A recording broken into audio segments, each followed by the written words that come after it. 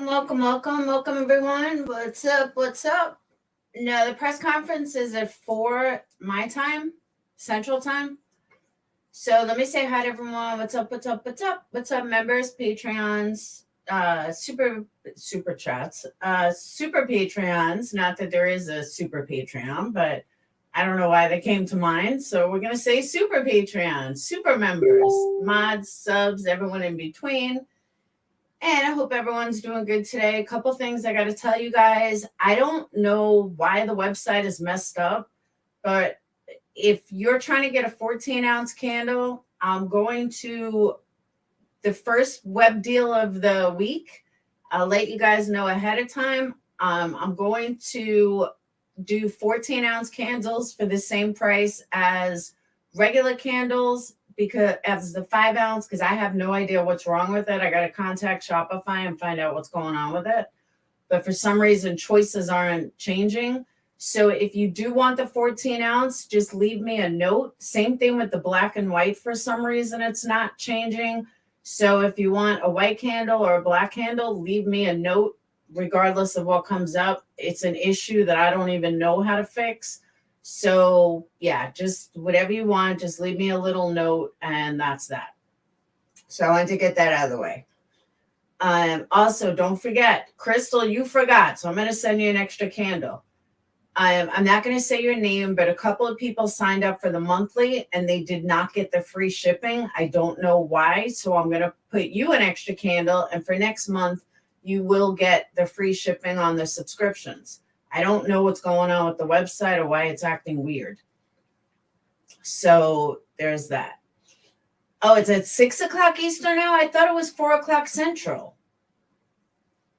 Did they change it again? Because last I knew it was 4 o'clock Central. Quinny, the memorial candles are on there. And don't forget, members, code is member10 for 10% off. But yeah, those are on there, Quinny.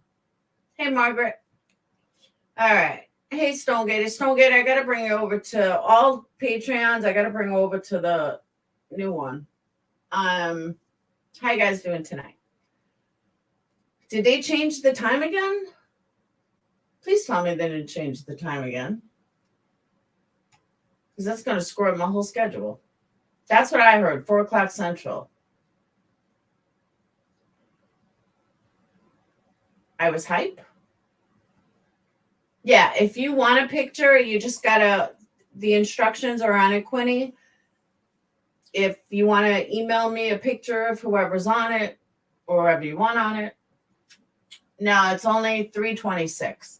But before we get started, the reason why I went on early is I came across something that I want to go through with you guys before the press conference, because I found it pretty interesting.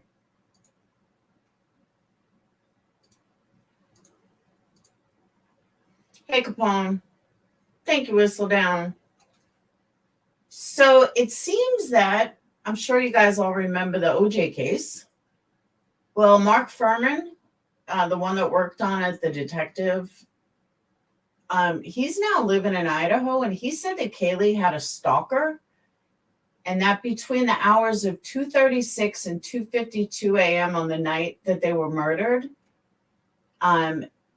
they called this guy like a bunch of times. They were calling this guy named Jack like 7 or 8 times, and I found that weird. Connie, you need 6 memorial candles. Go ahead and you can order them through the website. Just make sure use members. I think the code is members10 for 10% off, especially 6 of them. I know you're not a member, quote unquote, but that's why I'm giving you the code, because you're buying 6 of them. Hey, East Coast Beauty. All right. Oh, he was the ex-boyfriend she was with for years. Oh, that's who. Why'd they call him so many times the night he died, though? The night they died. They made 10 calls to him. They were stabbed to death at their home between 3 and 4. So between 2-something, 2:30 and 2:45, they called this guy 10 times. Kaylee's sister told Inside Edition that her sibling and Madison had started making calls to Jack, who she described as a young man, at about 2:30 on the morning of the massacre. Kaylee calls Jack 6 times in 15 minutes. And then Maddie calls him 3 times. She made a final call at 2:52. That's kind of whacked.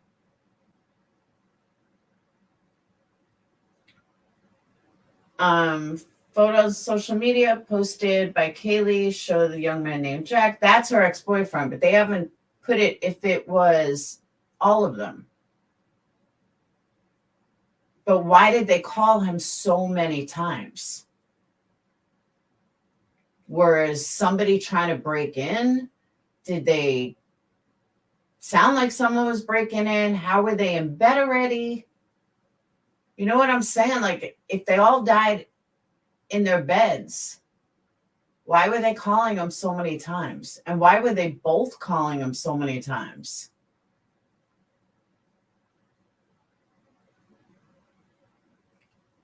She wanted to come over. They shared the dog together.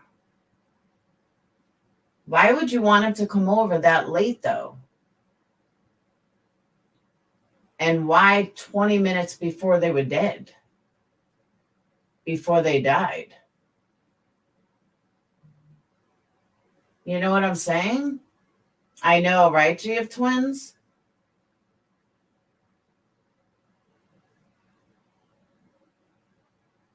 Revealed he'd heard this information from a student. I talked to one student. I agree it was twice removed from the person that said it. But Kaylee 2 months ago complained about a stalker. The killer apparently bypassed the bedroom of the 2 young women who lived in the 6-bedroom, 3-bathroom house who were not attacked.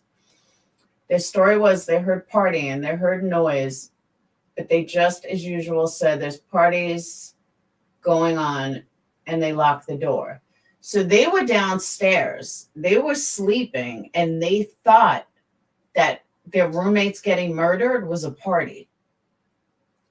I don't know. That just doesn't make sense to me. And sadly, for some reason, I thought they were guys, not girls. So it looks like one's a guy, one's a girl.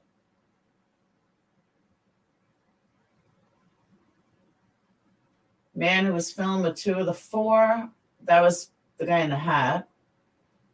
Later determined he's cooperating. Yeah, it's the food truck guy. Okay, that was at 1:45.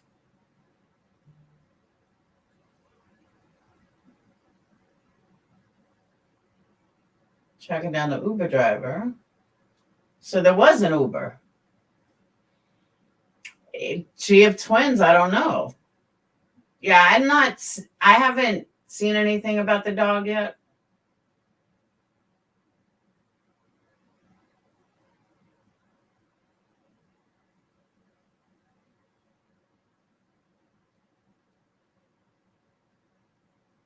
She's with all the roommates.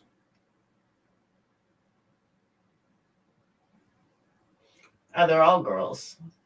Dylan's a girl's name?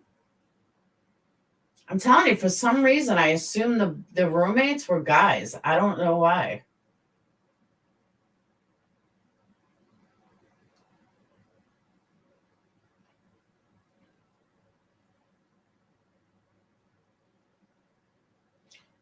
Okay. So I found neighbors' Ring camera footage so I could verify the Uber driver took them home. There had been no signs of forced entry at the house when they responded to reports of an unconscious person at 11:58 on the night. I still don't understand that either.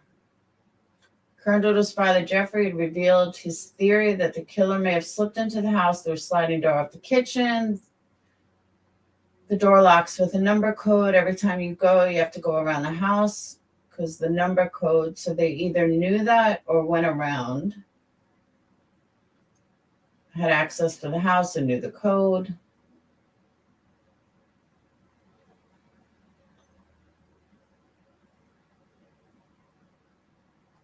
I know that.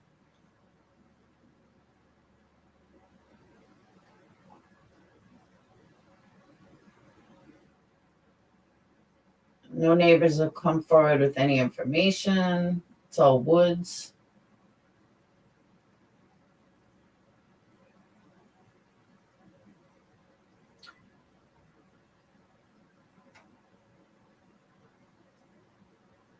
All right, autopsies of the 4 students killed. Each had been stabbed multiple times. Some had defensive wounds showing that they fought with the attacker. No sexual attack. Described the killing as personal and that the victims were found in their beds. Seems likely they were sleeping, but they weren't sleeping. If they called that guy like 20 times. There were multiple stab wounds on them. Most of them had one that was lethal.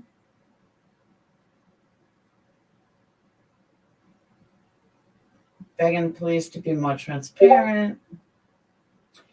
Well, they said originally why they weren't being transparent, and I mean, I can't disagree with this though. They said that they can't reveal too much because they don't have a killer yet. So they're not going to run around saying, "Oh, well, you know, the killers, we know this, this, and this." They can't do that. They got to make sure that they're not giving away crucial evidence that only a killer would know, which I understand.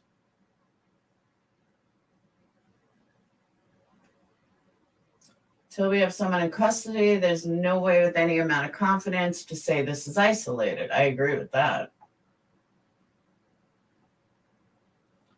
Individual.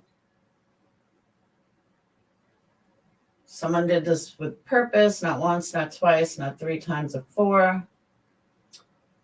Families of victims paid tribute, saying 21-year-old was only a few months away from moving to Texas for a new job.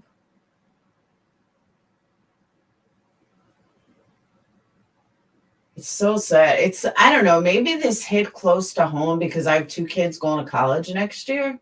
It's kind of scary. All right, thank you, Busted. Which email did you send it to? Hey, Amanda. Which email did you send it to?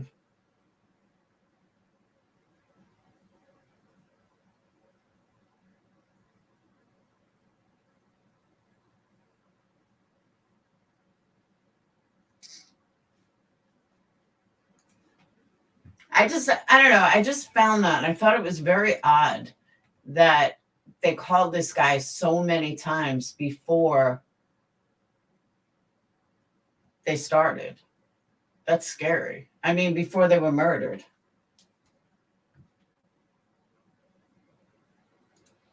Buster Cam, which email?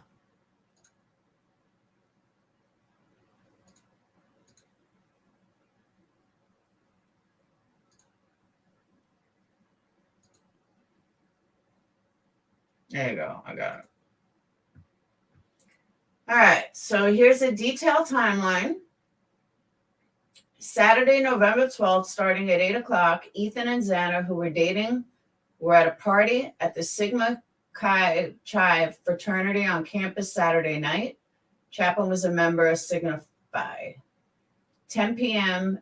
to 1:30 a.m. Mogan and Concalvis, I don't want to kill the name, no pun intended, were at the Corner Club bar in downtown Moscow, which describes itself as Dive Sports local bar. They took an Uber to the bar, according to Olivia, one of Kaylee's sisters, and also home from downtown. All arrived home sometime in the neighborhood of 1:45 a.m. Sunday, according to a map provided by Moscow police. On Sunday, November 13th at 1 a.m., Twitch live streamed appeared to show Mogan and Goncalves buying food at a downtown food truck called the Grub Wandering Kitchen, also known as Grub Truck. Grub Wandering Kitchen usually parks on North Main Street in front of the Garden Lounge, around less than 0.2 of a mile from the Corner Club. We are heartbroken and sending our love to the family and friends of Kaylee, Madison, Xana, and Ethan. 1:45 to 2 a.m., all 4 students were back at the house. The 3 women, Kerndoodle, Mogan, and Concalvis, I know I'm butchering that name, lived there with at least 2 other roommates. Chapin was staying the night with Kerndoodle, 2 a.m. to 5 a.m. This is when Latah County Coroner Kathy Mabbitt and the homicides occurred. Olivia, sister of Kaylee, said in an interview with TV show Inside Edition that her sister and Mogan called a contact named Jack in her in her phone several times before they died. At 2:26, Kaylee starts to call Jack. She said, Kaylee calls Jack 6 times between 2:26, 2:44. From 2:44 to 2:52, Maddie calls Jack 3 times, then Kaylee makes a final call. I don't know. Somehow I feel like that's connected. I don't know why. I don't know how, but somehow I feel like that part is connected. 2 roommates were home at the time of the killings. We know that. Roommates are being cooperative, may have key to solving crime. Potentially they are witnesses. Potentially they are victims. We're not focusing just on them. We're focusing on everybody. At 11:58 a.m., Moscow police received a call about an unconscious person at a home on King Road near University of Idaho. Police arrived and found 4 students dead. A friend made the phone call, according to Chapin's mom. Police still have not said who called 911. 3:07 p.m., the university posted an alert on social media. Let me share this with you guys because I'm just like reading.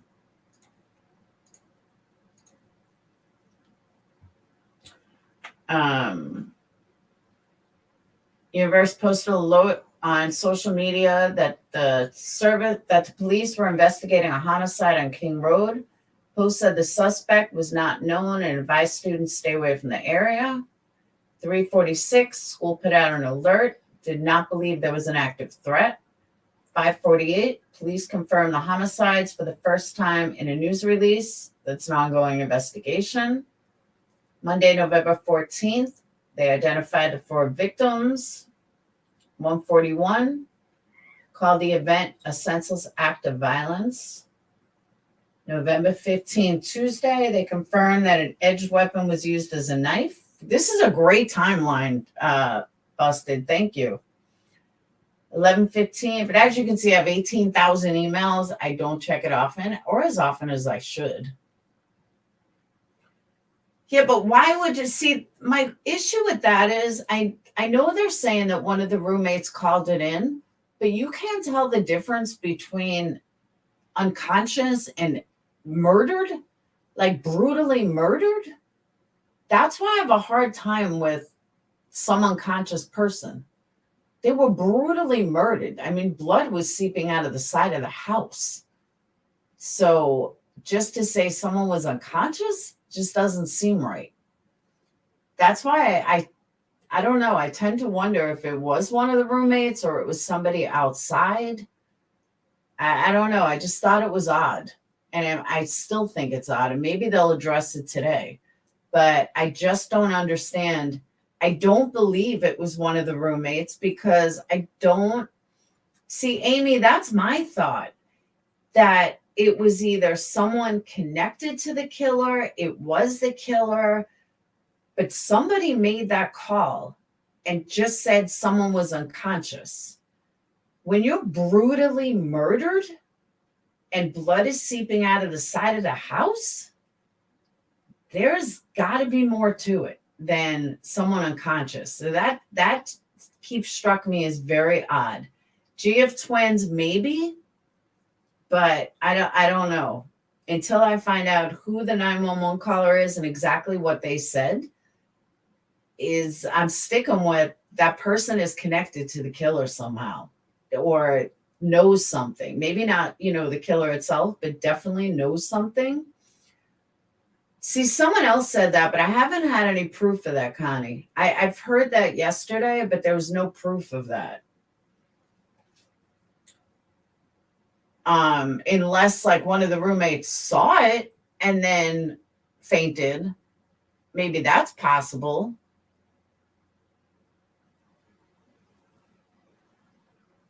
Well, Jenna, I don't watch Duty Run, but I'm gonna guess the blood was seeping out of the side of the house because there was so much blood and it's an old house and it soaked up on the mattress and then started coming out of the house. That's my guess. Am I wrong? No, Quinny, meaning that like one of the roommates went in and like passed out, and then the other roommate called. That's what I meant. Thanks, Bad Wolf. What time is it? All right. 4:30, FBI said it was assisting Moscow police with the investigation. Idaho's state police spokesperson confirmed the FBI had arrived on Monday and the state police had been assisting. Statesman reported the police were searching for a Rambo-style knife and had visited several Moscow area stores inquiring about a variety of combat. One of the knives police were asking about was a K-bar, specifically asking whether or not we carry a K-bar, which we do not. 4:30, Moscow and state police, along with the university officials, held a joint press conference addressing the media for the first time since the bodies were found on Sunday. Files backtrack possibility of ongoing danger, said he could not confirm there was no threat. Handful of new details. Thursday the 17th, patrol in the area to fray up Moscow police. 3:45, coroner said the weapon used would have been a large knife and that there was a fair amount of blood. Confirmed stabbings happened in the early morning hours. Okay. DNA sample. Someone asked about stuff under the nails. They did take nail clippings. I know someone asked that yesterday. A report on the autopsy is posted to Facebook as cause of death. Hundreds of students went to the vigil. You wouldn't see me anywhere near that damn campus.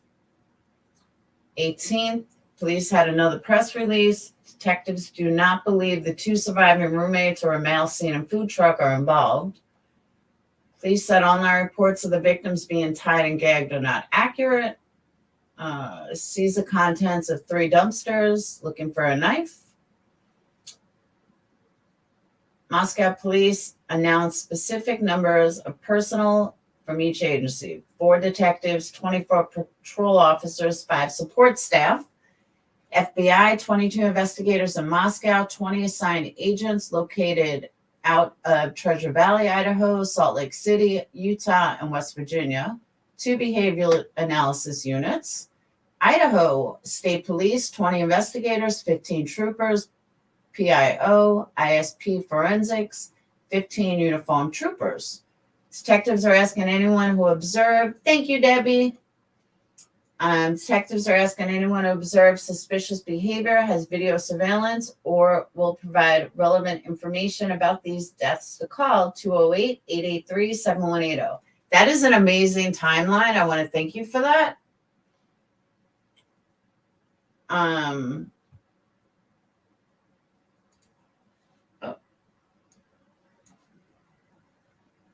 Hold on.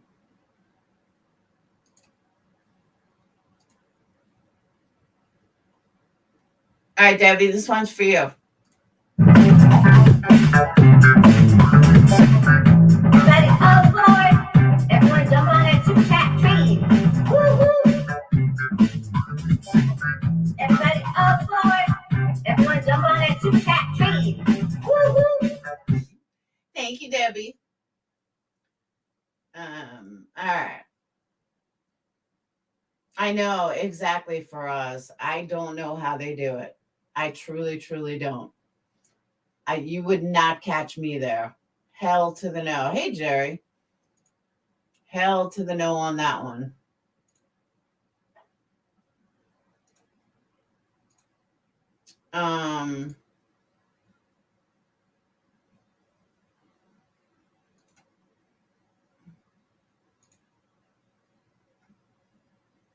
Do you think the killer is still out there mingling with people? I don't know.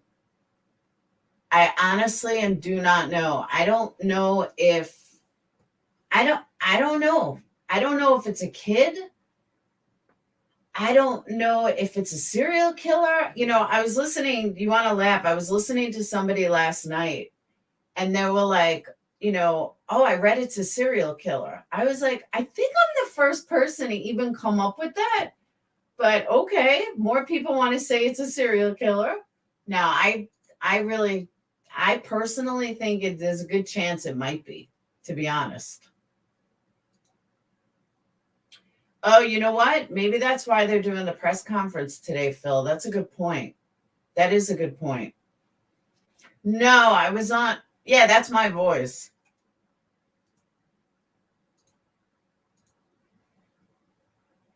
Um,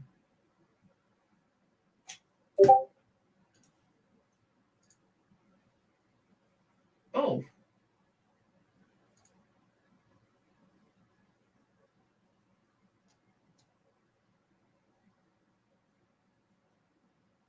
all right. So the police incident, hold on. Surviving roommates were home and police responded to a call for an unconscious individual at the home at around noon.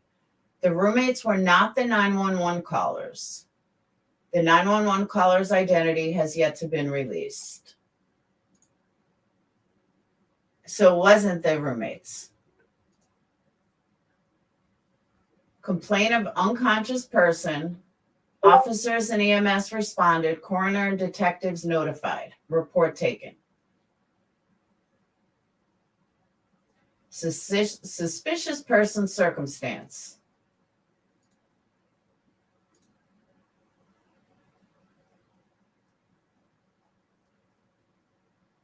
Disposition ACT. I'm telling you, I'm sticking with it. I really, truly think that whoever called 911 is somehow connected. So we can rule out it definitely was not the roommates that called.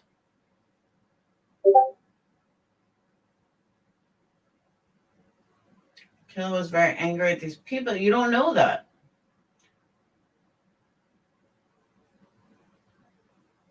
Because nobody would say that I can't get past the unconscious person. If you saw the crime scene, that is a brutal, bloody attack. That wouldn't be somebody unconscious. Whoever it was wanted the police to know what was there. So I tend to think, and now this is just a guess, and I'm hoping that they address it. I don't think it was the killer. I think it was whoever was holding the victims down, whoever was helping the victims, but I don't think it was the actual killer itself. But, somebody brought up something yesterday, which could reign true too, that they believed it was like a male and a female doing it. Like the woman was holding the people down. And for some reason that's stuck in my head. I'm not really sure why, but I'm thinking maybe it was a female that called. I don't know. See, a lot of people think it was targeted and personal. We don't know. Ted Bundy, you would think Ted Bundy attacks were personal, and they weren't. They were just random. Yeah, I don't either, Jerry. Unless they thought that each of them were just partying. That's the only other thing I could think of. Like, did they think that they were just partying and, they just ignored it? Why did the other two roommates lock their door and two others didn't? Did they break a door? Like, I just don't know. I really, truly don't know. Yeah, especially the couple. He had defensive wounds, she didn't. But again, each one of them died in their beds. So nobody screamed? Was there music playing loud? Did they keep the music on loud? The roommate said that it was loud. Is it possible that they kept the music on really loud so it would drown out their screams? I don't know.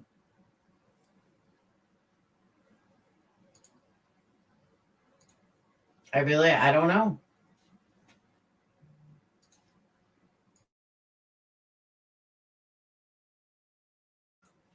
Conference is in a couple minutes.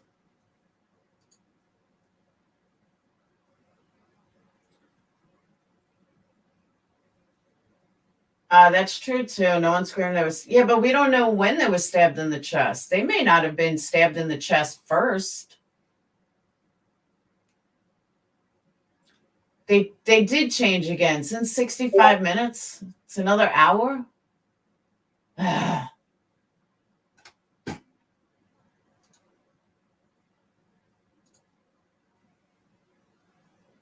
Yeah, 65 minutes, 5 o'clock. They did change it again. Killing me. Now we got an hour to kill.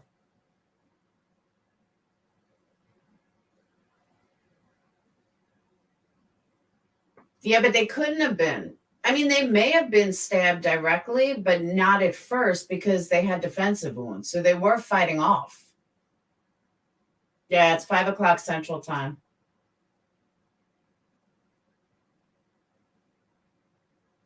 Killing me. I absolutely believe there was more than one person involved. Yeah, there's Richard Speck. There's Moscow County Police. Moscow Police Department. University of Idaho.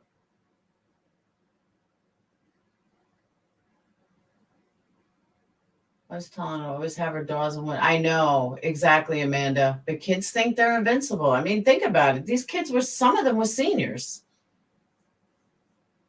So why would they think in their senior year that all of a sudden something's going to happen? I know, right, Quinny?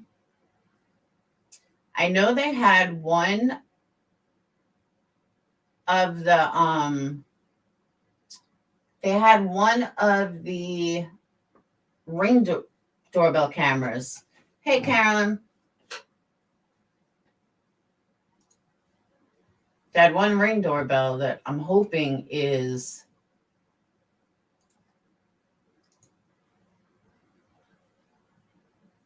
oh, okay, hold on. All right. You guys are great today. You guys are on point. Where am I? All right.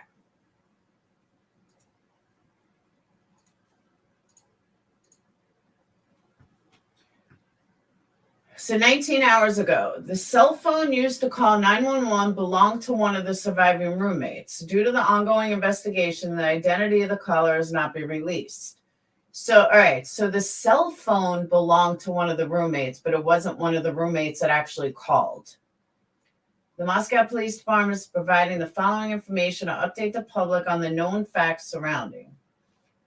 At this time, detectives have investigated the private party driver who took Kaylee and Madison home on November 13th and do not believe he's involved. Detectives do believe that on November 12th, 2 surviving roommates had been out in Moscow community separately, but returned home around 1 a.m., did not wake up until later on November 13th. Okay, initially, the 911 call made at 11:58 a.m. on November 13th requested aid for an unconscious person. The call was made from inside the residence on one of the roommates' cell phones. Moscow police arrived shortly thereafter and found all 4 victims. Detectives confirmed the victims located on the 2nd and 3rd floor. Detectives are aware of multiple phone calls from victims Madison and Kaylee to a male. This information is part of the ongoing. Detectives are seeking all outside surveillance video taken from 3 a.m. to 6 a.m. on Sunday, November 13th, from businesses, residents, geographical area. Detectives are requesting all available video, whether there appears to be motion or not. From different locations, there'll be a news conference at 3 p.m., which is now at 5. All right. So here's the thing. So blood came out and passed out. See, no, Snooper, that rumor seems to be going around, but that I don't believe it. That's probably somebody wrote that in some Facebook post, because there is nothing that the sheriff's department, the Moscow Police Department, the FBI, nobody has confirmed that or even stated anything about that. So I'm pretty positive that that's just a rumor.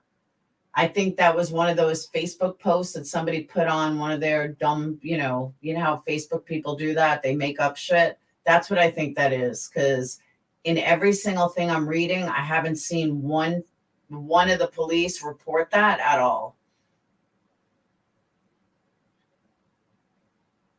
But all right, so let's break this down a little. It happened inside the home. The call was made from inside the home. She cannot say all were in bed, but that some were in beds. Okay. So the county coroner said that she cannot say that all were in bed, but some were in beds.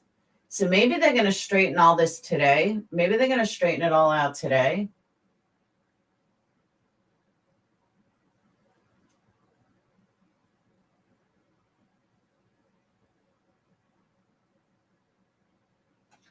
I don't know. I'm going to drop a link if anyone wants to come up and talk about it, because I don't know what I'm going to talk about for an hour. So I'm going to have you guys join me.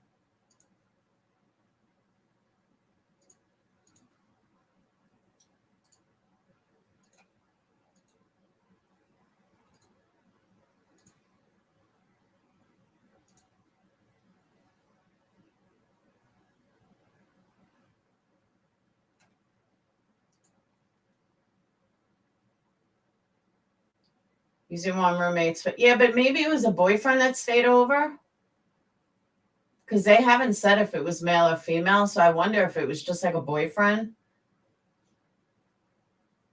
or a girlfriend. Who's Jake? Jack. If you talk about Jack, that was the friend. Phil, I say the same thing. Something is sketch about it. Your device isn't connected.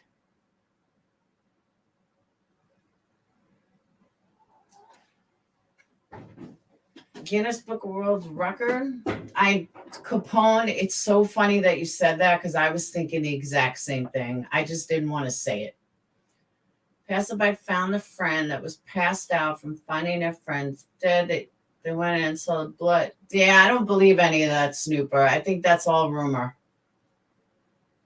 Because I'm not seeing anything about that anywhere. No, Jake, someone said Jake was an ex-boyfriend, but the cops haven't confirmed who Jake was.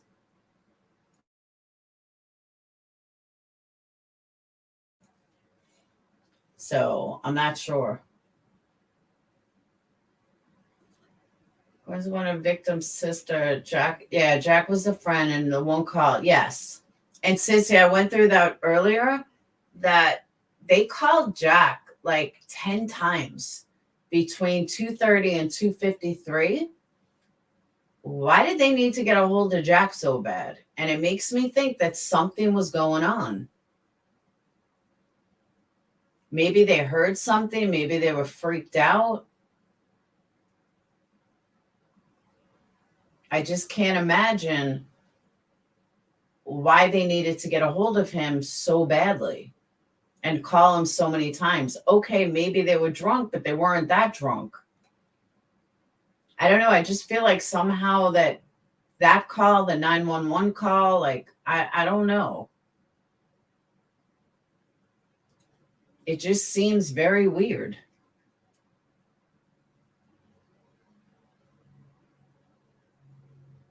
Yeah, repeat. They both called him. One of them, I think it was Kaylee, called him 6 times, 7 times, and then the other one called him 3 or 4 times. And why? And what's with the stalker? Who's the stalker?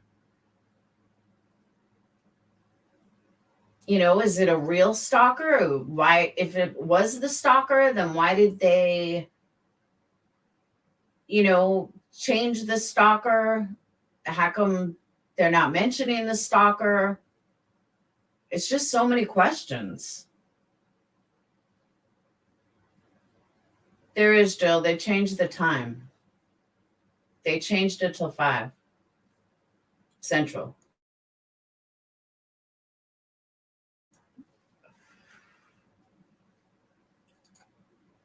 Three Jacks. Jack's Showalter, neighbor, Jack DeCure, Kaylee's ex, and then Jack Katovich, Ethan's friend, or Venmo weed guy. What's with all these Venmo weed guys? We saw that in Kylie case too. Why does everyone sell weed through Venmo? But Ruby, that hasn't been confirmed with the police. I think that's another wild rumor posted on Facebook. Could be a booty call, but why both of them? I don't think he was doing both of them. They say no, it wasn't anyone from the food truck stream. Offensive wounds don't necessarily mean they... yeah, but what it does mean, Diane, is that they weren't sleeping. They weren't physically sleeping. It was originally reported that they were sound asleep and they were attacked, but they weren't sleeping if there was defensive wounds. I don't know details, but I called the survivor. There is no survivors. Oh, you mean the roommates? Nah, I don't know. I don't think, not to down my own gender, but I don't believe a woman would do this. I don't believe a woman could stab 4 people by herself.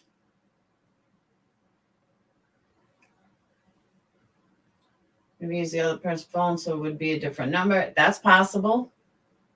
But we don't know which Jack was called.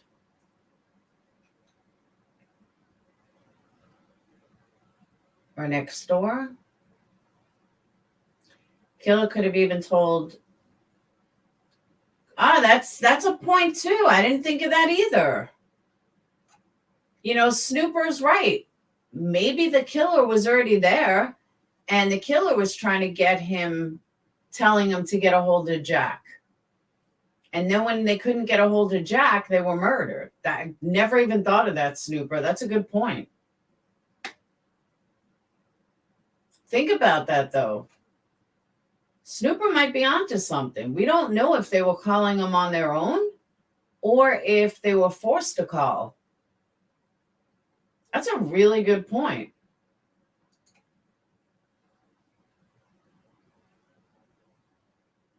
Maybe this had nothing to do with them at all, and they were murdered for someone else. I never even thought of that. Well, if he was in the house waiting, then that would make sense.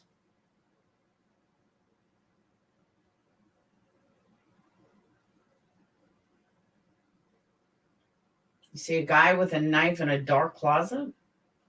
But why would he kill all 4 of them and leave the other 2 alive?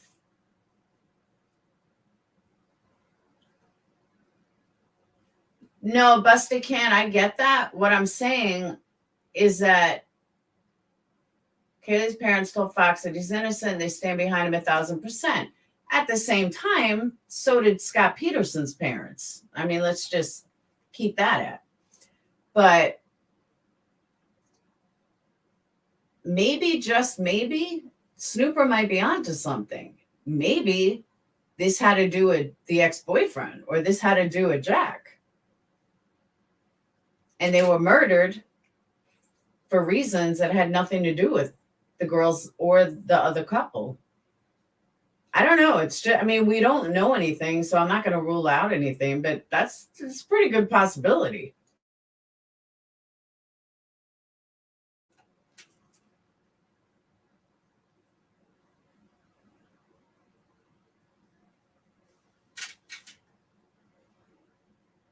If it was someone they know, they would have known there were two people in the basement. They may not have cared.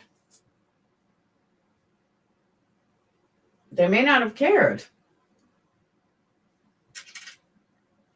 But there was nothing stolen. They didn't get anything. They just murdered and left. And honestly, it could be totally random. How can you manage to kill 3 people without disturbing the 2 survivors? I just don't know why you would leave. If you knew, see, here's my other thing. If you knew that other people were in the house, I think you would have murdered them.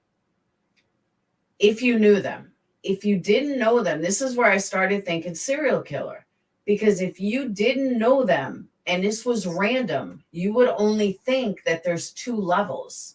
You would think the level that you're on and then the level upstairs. You wouldn't think that there was a level on the bottom that had 2 bedrooms. That's specifically for someone who did not know the house or how many roommates were in there, which is why I thought maybe it's a random serial killer.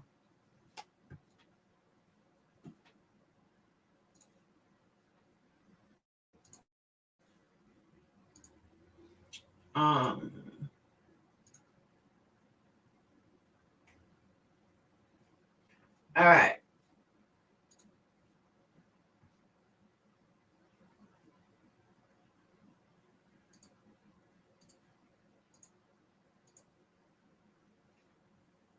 So here's the house.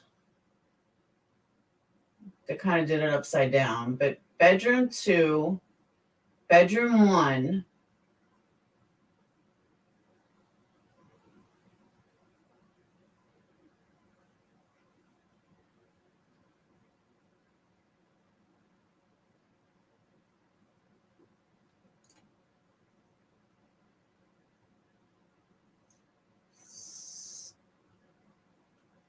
So where's bedroom 3? So they found tire marks here. Only way out is this way. So this person with a camera has to see something unless they walked. They very easily could have walked. They could have gone this way. It's a dead end, but not by walking.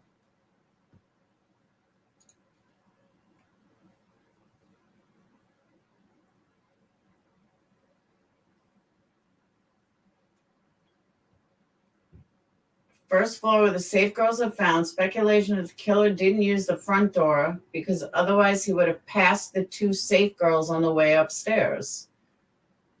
I'm telling you, I don't think he knew them.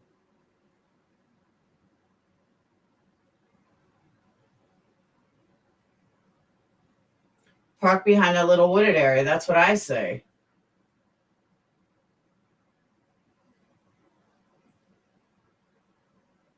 That here's a dead end.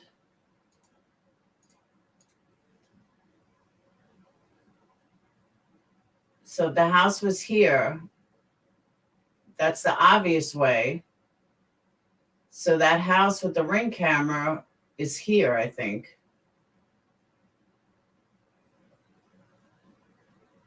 So they couldn't have come this way or this way because it's dead ends. But they could have been parked like over here and just walked. I think that's why they took dumpsters from all around. But people are assuming that they pulled in the driveway. I heard about that, Sugar Tits. Hey, Barbara. Nah, Barbara, I don't believe that. But I would think that you're not going to be dumb enough. If there's only one way out of here, you're not going to be dumb enough to park, to pull in the driveway, because somebody would have seen that. Somebody would have absolutely seen that. So a smart killer would have parked somewhere over here where they can go either way. and just cut across. It's dark. It's the middle of the night. There's not going to be lights on. Hey, Panda, there's not going to be lights on. So you're going to keep your car somewhere over here. Or even maybe like behind here. I don't know what these are. If these are actual houses. Or maybe even park right here. Because, I mean, he certainly didn't just pull up in the driveway.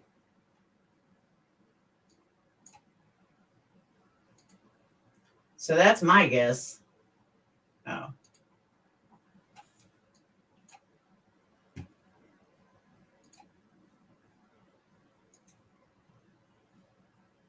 Yeah, that's my guess. If they parked either here, I don't know if this is a home. Maybe no, they wouldn't have gone that way. Maybe right here. And they just got out. I don't know, but they definitely didn't just pull up in the driveway and say, hi, I'm here. That's for sure.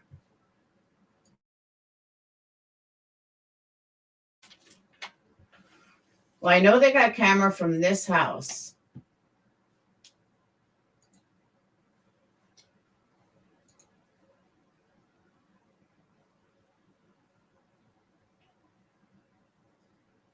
Okay, there was Gravely parking woods behind house.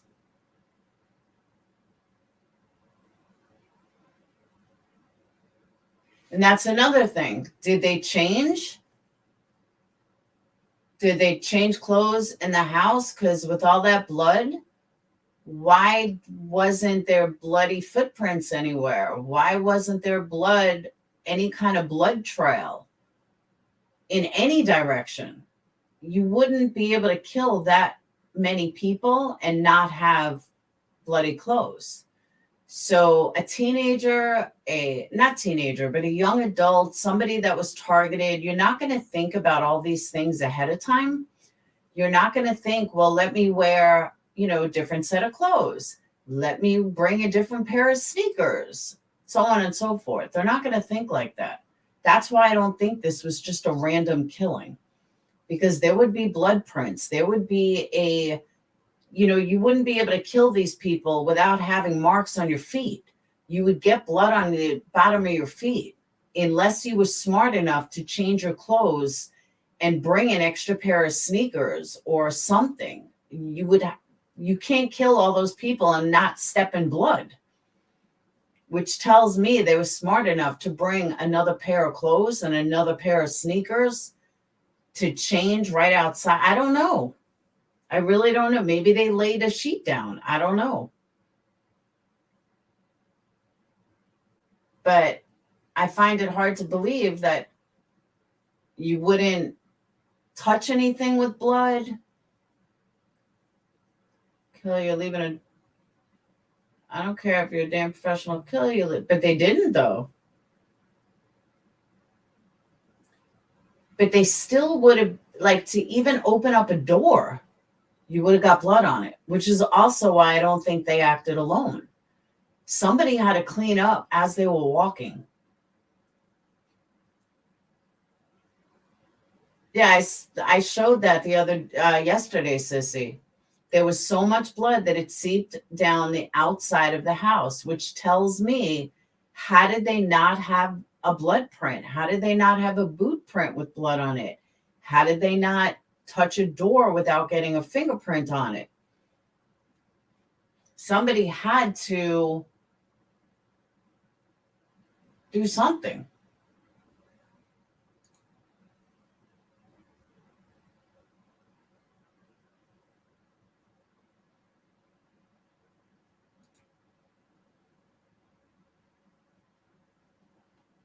So that's the house. That's the house. Well, that's the house.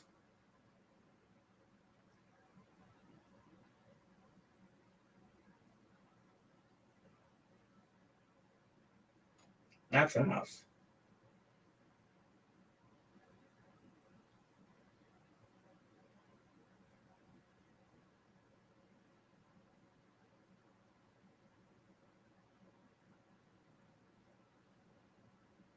There would have been a lot of blood.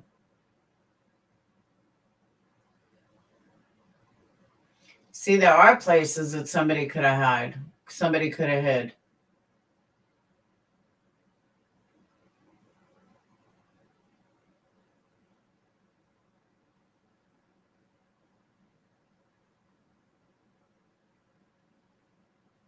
Oh, I'm sure they luminoled everything as well. But what I'm saying is, even without luminol,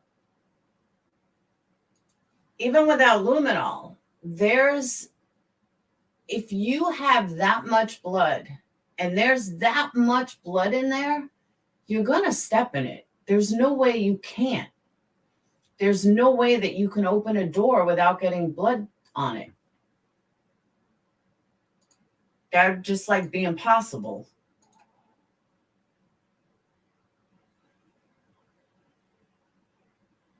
All right, so here's some random theories that people came up with.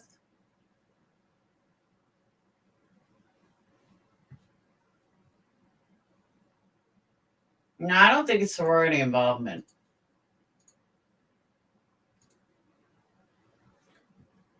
So the one theory is the perp entered the house before the foursome got home. The perp let the dog out so that it wouldn't alert anyone to the fact that they were in the house. And that's another thing, the dog. The dog doesn't have any paw prints of blood. Can't have a dog barking and whining at a closet or under the bed. Hey, True Texan, thank you. Maddie and Kaylee get home and realize the dog is missing. Maybe they think Jack has come to the house and taken the dog, so Kaylee starts calling Jack.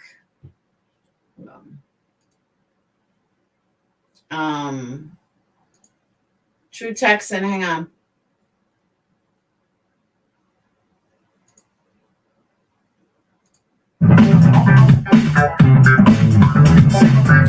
Ready, aboard! Everyone jump on that two-cat train! Woo-hoo! Everybody aboard! Everyone jump on that two-cat train! Woo-hoo! Thank you, True Texan. All right. Several had said the knife made it personal, but I'm not sure I agree. I think it seems a likely choice when you're trying to be silent and unheard. Maybe the killer didn't own a silencer for a gun. There's no way this was a heat of the moment crime. See, I agree with all these. Murder like that would have been rushed, panicked, major mistakes would have been made. Exactly. Kaylee made all the phone calls to Jack, including from Maddie's phone, to see if he was just ignoring her calls. This indicates Kaylee and Maddie were still together just before 3 a.m. Maybe they fell asleep together in one of their rooms. I think either Kaylee or Maddie was the target. The intruder came in through the kitchen, sliding glass door, found the two girls together and killed them both. That's possible. That's definitely possible. Ethan and Xana wake up to the commotion, possible screams. Ethan leaves Xana's room, not if they were all killed in bed. So that's out. I think it was someone who knew or acquainted with. I think it was planned out for a very long time, and I think they had access in the house days before. That's likely, though. I also think maybe only the girls in the house were targets, all of them. There's no proof that Ethan ever got out of bed. New theory that suspect knows all our housemates killed, but lives or works around Pullman One. Yeah, I don't know. Murders were definitely planned, committed by an older man who was rejected by one or more victims, has no prior convictions. That's profile. Definitely use gloves or shoe coverings. That I'll agree with. Will get caught by familial DNA. There. I'll say it again. This is the act of a serial killer. There you go. There are no suspects as per Moscow PD on their Facebook group. Colleges and surrounding areas need to be vigilant. More and more read, the more and more people are being cleared. I agree with that. That is one I agree with. So far, I find the stalker theory to be the most plausible. I've been so invested. Am I the only one who thinks it may have been a random attack? No, you're not. I know people keep saying it's crime of passion. Definitely not a crime of passion. But how can someone be so angry at 4 people to the point of violently stabbing all of them? This was planned and more than one person was in on the planning. The people that participated were sick of the deceased because they felt inadequate. Yeah, it's dumb. They wait to fall asleep and then go ahead. Yeah, I don't agree with that. But 2 of these I agree with. The act of a serial killer and not a random attack. I mean, that could be a random attack. Without having clothing cover. That's what I'm saying is something. And if it's what I'm saying, if it's a random kid, they're not going to have coverings like that. They're not going to think like this. If this was like a crime of passion like that, they're not going to think, oh, wait, let me go ahead and make sure that I'm totally covered. Let me go ahead and make sure that, I bring everything. No. If it was a young kid that knew them, coroner said many stab wounds to their necks. I don't know. Maybe he was sleeping, Snooper, but I don't think it was 2 killers. I think it was definitely one person that did all the stabbing. But stabbing someone in their neck, stabbing someone in their chest, I don't know. That's pretty brutal. It's a brutal way to die because you're kind of dying slowly. Yeah, fatal kill was all 4 to the chest. There would have been major blood spatter. I agree. It's actually spatter, not splatter. Everyone thinks it's splatter. It's spatter. I learned that a long time ago. Everyone's like, and I used to be like, it's splatter. They're like, no, it's spatter. I said, oh.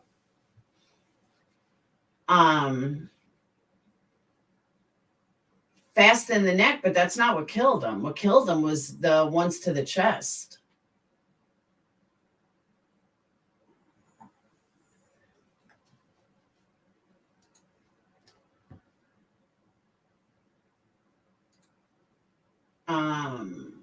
What's this?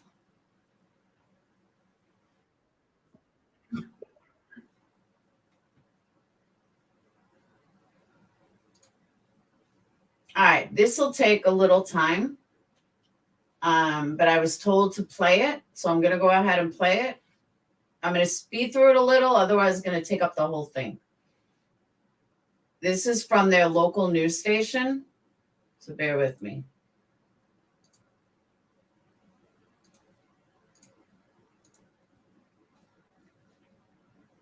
Thoughts on the case? I mean, first, being that I work in academics at a college, we pay attention, especially when there's violence associated with universities and colleges. It's tragic. I've got young kids in college. It always reminds me of that those are not always the safest environments. They are safe. We expect them to be safe. But at the same time, we realize that there's a world out there, and there are people sometimes that are, meaning to do harm to our children. And that's always concerning to me. I look at this situation. This is a high profile case. And I'm always looking to get that information, with a homicide or multiple homicides in this case.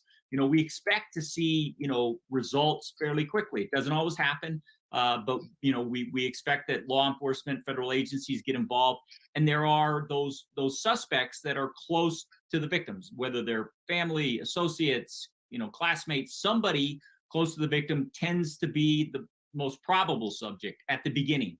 But we get a few days into it and we don't see arrests, we don't see closure, we don't see people saying that we have a suspect or we have good ideas and the community is not at risk. We're seeing the opposite. Community needs to, take precautions. I noticed that there was a professor that came out and said he's canceling class. Grades are not as important as human life. And to me, that speaks that, they're nobody's in custody, and we want to make sure that these students are safe. That's, as an academic, that is one of my, that's one of my tenets, that they come first. Mm-hmm. And I think, part of it, people are just having a hard time wrapping their mind around the fact that 4 people were stabbed, and this person, I mean, able to stab 4 people with 2 roommates in the house and get away and still be running free now. Right. And again, as we look at, the possibilities, I mean, obviously we look closest to the victims, and we have 4 victims, we look closest to the victims as somebody that is the subject.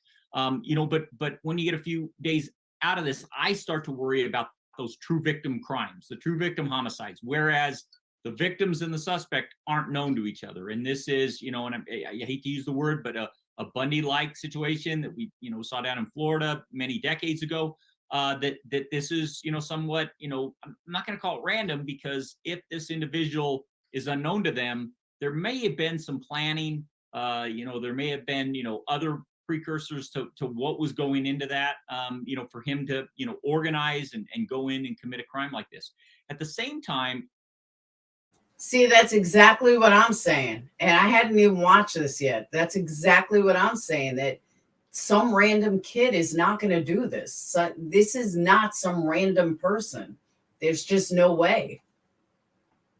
I don't take out that there is somebody close to these people, somebody that saw them. I said that wrong. I meant that this was not some, random teenager who just did this out of a crime of passion. I don't believe that at all. Somebody that went to school with them, somebody that associated with them in the community or at work or in some type of endeavor, and they became fixated on them, and we have to look at that. Or as in some cases we look with school shootings, was this based on peer rejection or social rejection? Was somebody maybe have a weapon fantasy? Let me back up. Or maybe somebody has a weapon fanization, especially with a knife, because when we see mass killings, typically that's a firearm, and for somebody to use a knife is unique.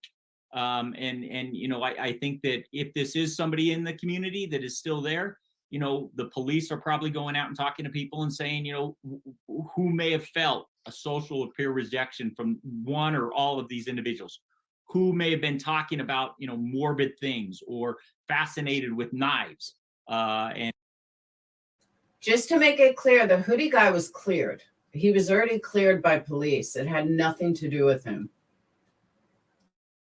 And other things that may be something that law enforcement is going to want to focus on. And when we talk about the FBI's involvement and the capacity that they have to, again, look at the psychology of the suspect and the crime scene, the victimology, these are things that they're going to be examining and following up on. So definitely some profiling. I mean, I think we've heard that they are doing that. And I hope they are. I mean, in a case like this, whether it's 24 hours old or it's a few days old, that is one of the resources that the FBI can bring. And it's not just the people in Idaho. I mean, you're reaching out. The one strength, many strengths that the FBI has, but one of those is they can bring very smart people, into this. That aren't in Idaho, that aren't in Utah, that are literally across the country, but have specialties in these areas. They also bring, great investigative powers. They bring, the ability to look at a lot of different investigative leads. Okay, now remember though, the two roommates said that they thought there was a party going on upstairs. So somebody was playing music, whether it be the people. Maybe they did hear screaming, but they thought that it was just a party. That's why they locked their doors downstairs. So the question is, what time was this party happening? What time did they think that this party was going on? Did these killers play music ahead of time? Were they in the house? Did they get killed immediately? I mean, so many questions. We know what time they died as compared to what time they got home. Did the guy just pull in? Were the people there already? Nobody knows. We just don't know.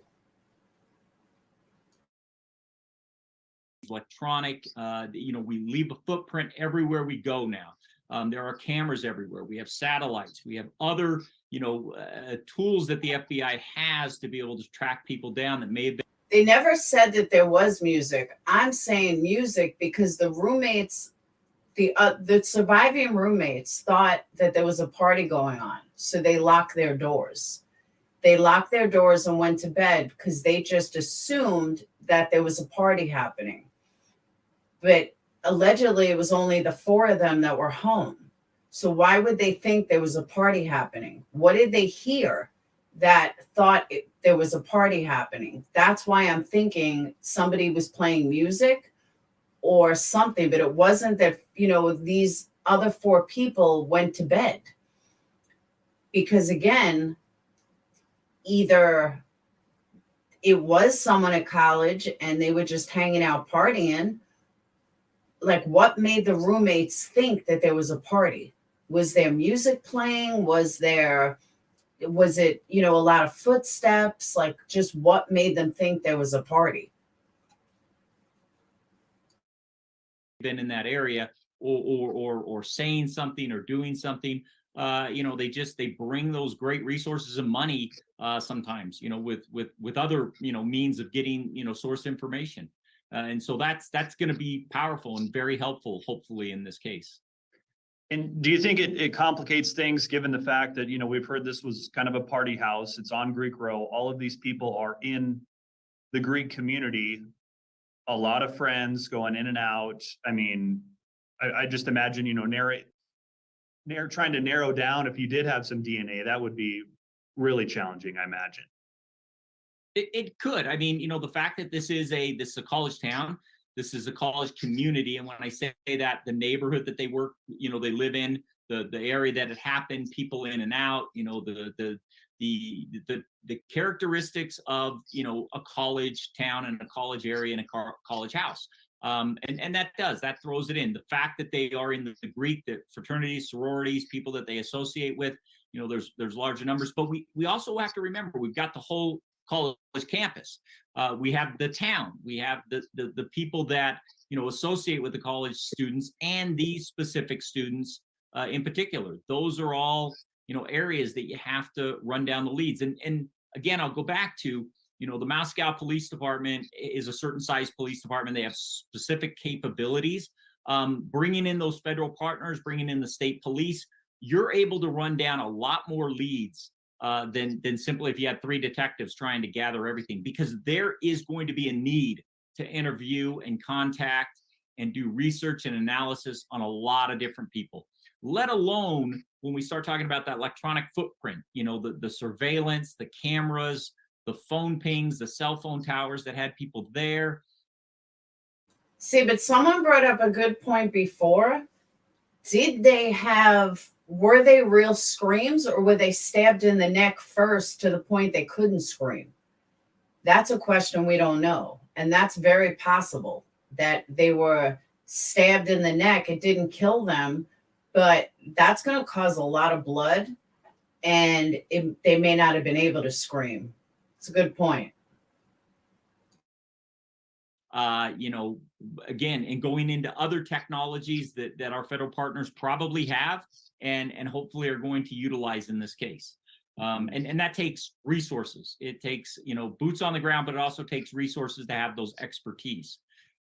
When you add to that, the fact that the FBI brings, for instance, the BAU, behavioral and psychological profiling, that has to be broken down. Victimology has to be done on all the victims as to who they were, what was going on in their lives, who are they surrounding themselves. Then you're going to look at the crime scene.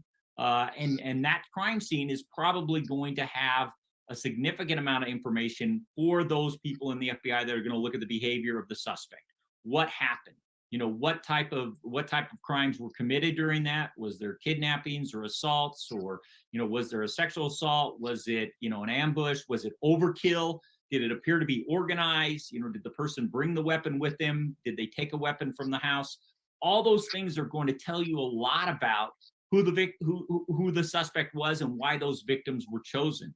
And as I said, if this is a true victim crime, then I think that it becomes a little more difficult because we're not dealing with people necessarily in that community.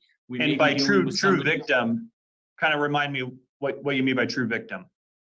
You bet. True victim crimes are those crimes where the victim and the suspect are going to have no connection. These are, when we think about a Ted Bundy, when we think about, a serial killer like Israel Keys, these are, the victims are chosen, the crimes are well planned, they're organized, but there's a purpose to that. And I think what's interesting is if this person is outside their group, family, friends, associates, Greek community, college community, the actual community in Moscow, Idaho, that has a connection to the family or the college. If they're outside that, it again becomes a little more difficult to identify that individual. If they are within that group, we're going to be able to focus, and we're probably at some point going to contact them and interview them and talk to them about, if they have any information. And this might be hard to answer, but I mean, do you think they know who this person is at this point and they're just not saying? And here's the thing, in that profiling, we look at what are potential, you get some great subject matter experts in there, people that can look at crime scenes and victimology. And although it may not be perfectly scientific, you have some really experienced investigators with some good backgrounds, that can look at this and say, what does this appear to be based on what we have? Is it revenge? Is it power? Is it anger? Is it meant to terrorize them? Was there a financial advantage to them? Was it, robbery or burglary? And they can look at a lot of those and maybe then push themselves out to, who may be involved in that. Now, I'll say this, one of the things that with my experience in being involved with the FBI and some of their investigations, one of the best things that they do is keep a good secret.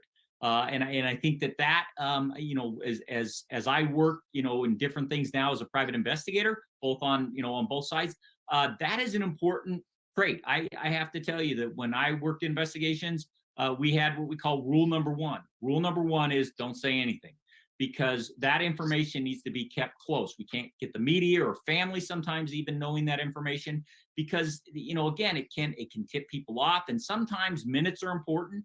It can redirect people's behavior and get them more prepared when we come knocking on their door, or surveillance, or, wiretaps and things that we may be doing. And so I don't think it's unusual for the police to absolutely, and the FBI, not to say anything. This could be a good sign, meaning that they got a pretty good idea who this is, and they are working hard to identify them, to get the evidence, to move to the next point. At the same time. Okay, but blue-eyed female, based on that, why would they call Jack? Like, do you think they knew Jack, or they randomly just decided to call Jack? Like, how did they know who to call? Again, if we look at this as maybe a true victim or somebody that's outside that social circle of theirs, we may not know who they are right now. And that, to me, from the possibility that we don't know who they are, we don't have any information. This is not, and I'll get, with the FBI tracking, is this something that's happened somewhere else in the country in the last few days or weeks or months? Is this, method that they used, or is the MO in this case similar to one other one, or multiples? It may be. And then we have to worry about serial killers or spree killers. But, again, I as what they've put out right now, I think there's going to be somebody closer in the community. I think it's going to be somebody that may not necessarily be close to them, but close enough in that circle that they're going to be able to identify and then move forward with hopefully putting together a good case, so that they can make an arrest and then move on to prosecute and get justice for these kids. Yeah, and they have called it. They repeatedly have called it a targeted attack. Right. So what does that tell you? That like you said, it's someone within their. It's probably somebody that is going to be in that circle. Doesn't mean that they're right up against them. We when we look at homicide cases, violent crime cases, a lot of time, we have to go one step away. A spouse, a family member, then we move a little bit further away. Associates and friends, neighbors, coworkers, classmates. Then we move a little bit, further away. Ex-boyfriends, girlfriends, ex-spouses, people that we dated. And again, when they say, when they make a statement like that, then you look at what is the motive. Is it revenge? Is it, peer rejection, social rejection, and especially within maybe those Greek communities where people are either in or they're out. And that, especially at a college age, that can maybe, put out maybe an anger that goes, and then, maybe a terror response, meaning that, I want to terrorize somebody. I want them to make them pay. And so Says the estimated time of death was between 3 and 3:45, I believe. I think it was, or between 3 and 5. I know it's something 3 and 5, but it was in the early morning hours, and they all got home at like 1:45. I think those are, when we look at the revenge, the power, the anger, or, maybe causing terror, those may be some of the motivations to somebody closer than a random true victim crime, meaning that the individual is passing through, or the individual may be from the area, but, not connected to the victims. Those are, good possibilities at that point, especially if that is what we're hearing from law enforcement at this time. And again, what does it tell you, given the fact that this person used a knife?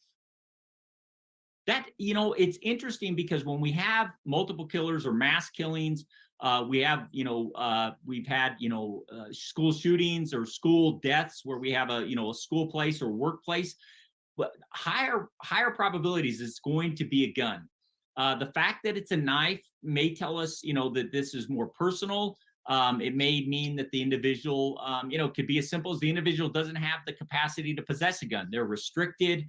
They don't have the ability to get a gun. They can't afford to buy a gun. It may have been, again, if we're looking at maybe a revenge type of thing, it may have been something that was meant to be scary, and it cascaded.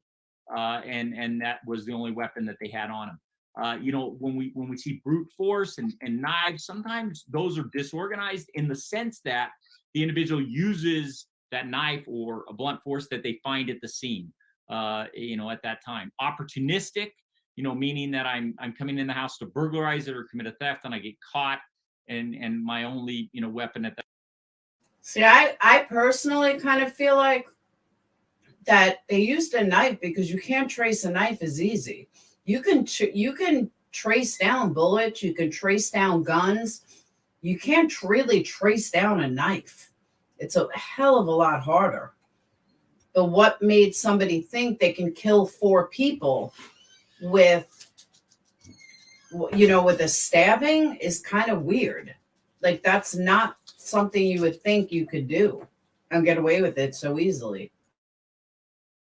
That time is a knife, but I do say there's a violence and a terror when a knife is used, especially with the fact that 4 people were killed, not 1.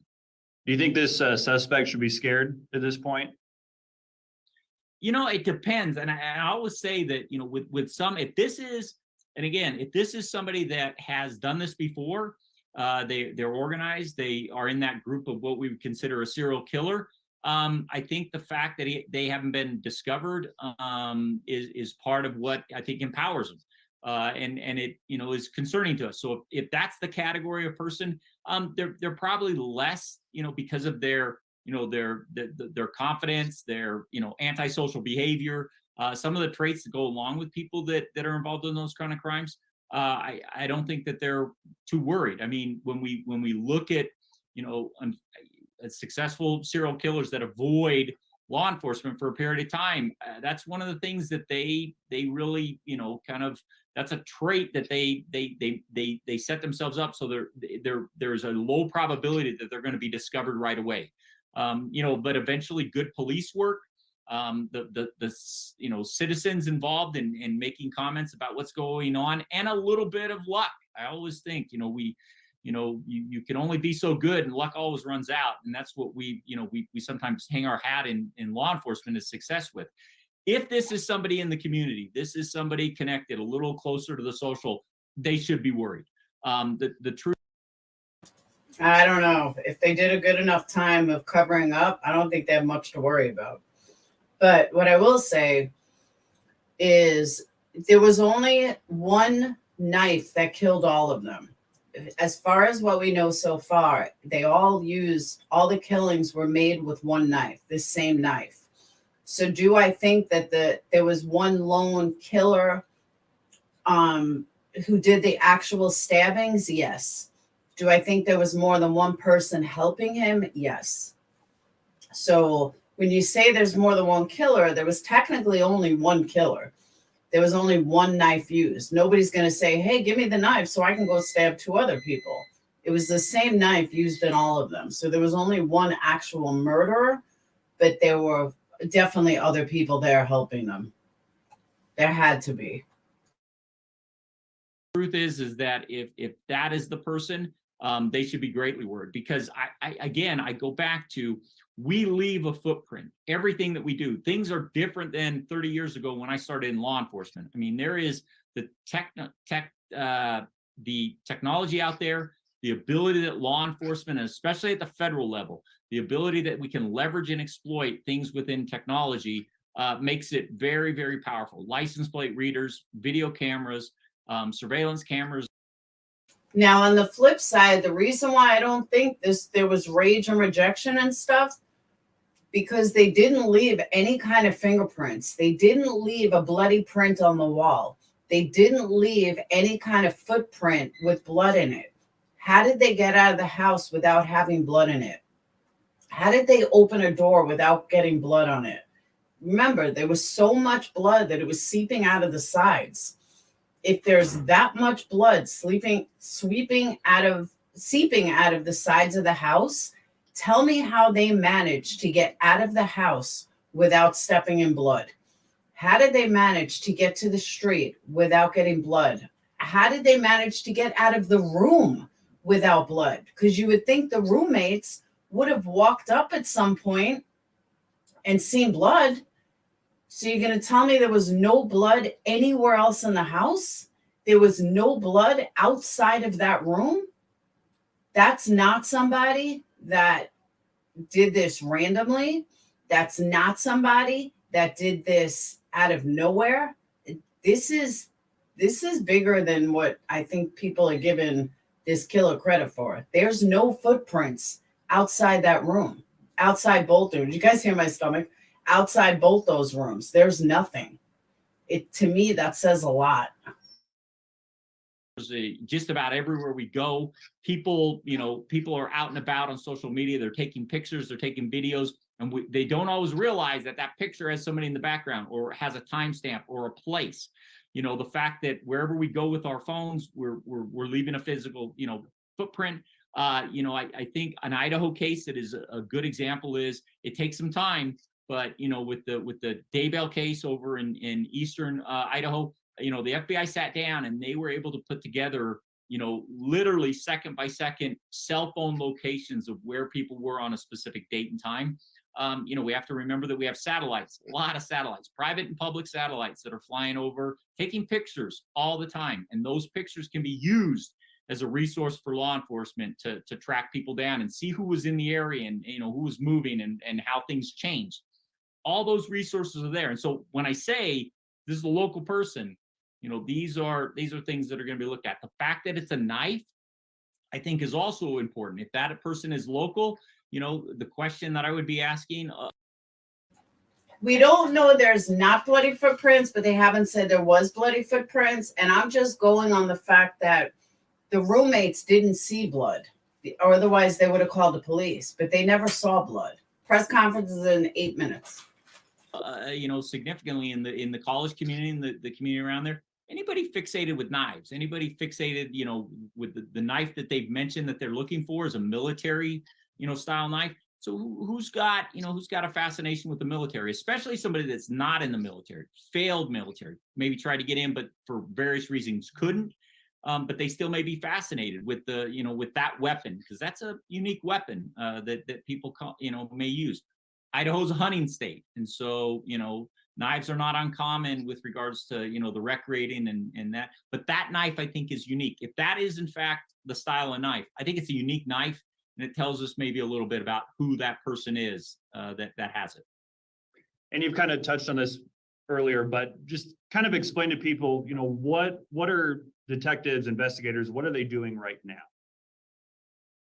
You know, I think that, you know, I think that hopefully the victimology of all four people was a real highlight at the beginning.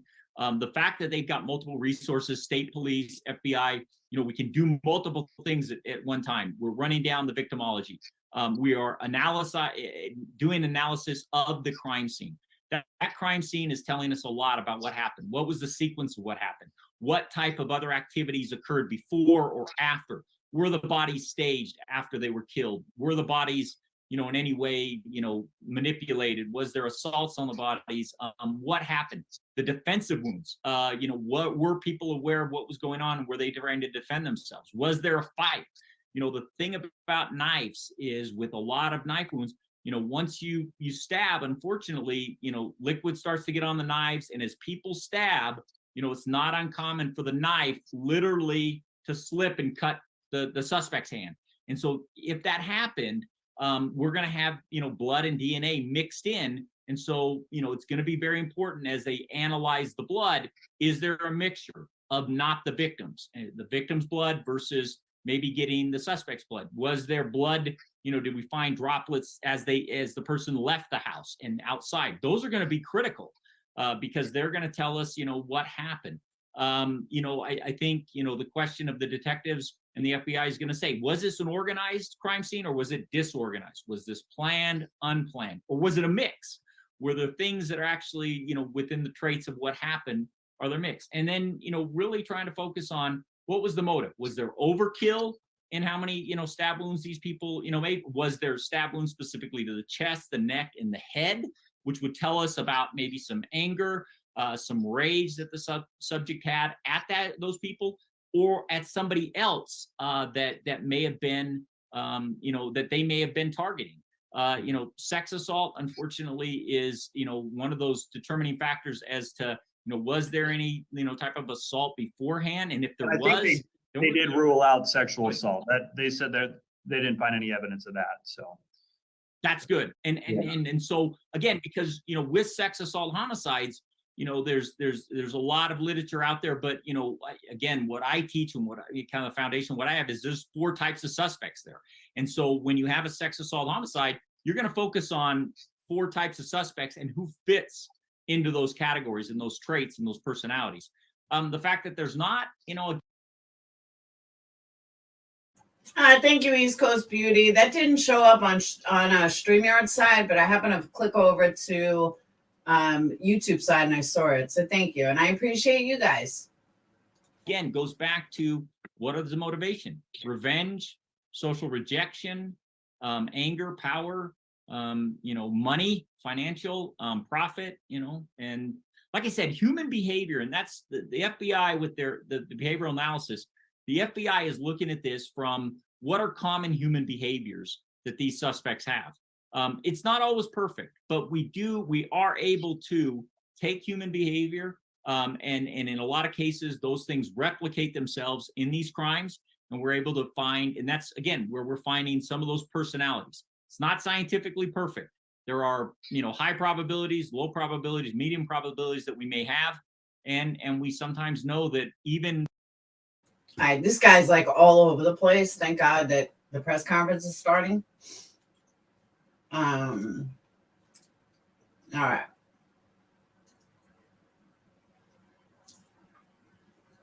$6,000 people waiting.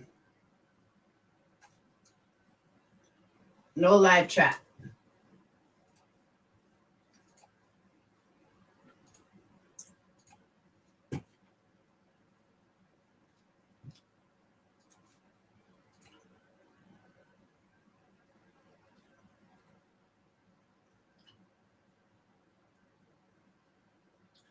So now we just wait. Maybe they have a suspect. I don't know. I don't think so.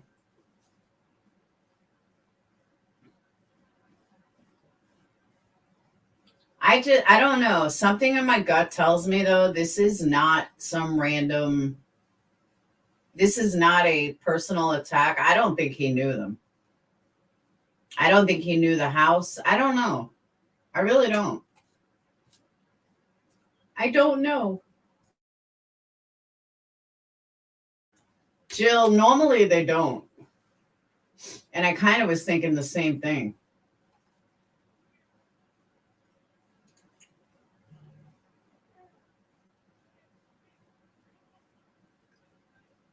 Damn, ICMEL's got 6,000 people in there. You go, ICMEL.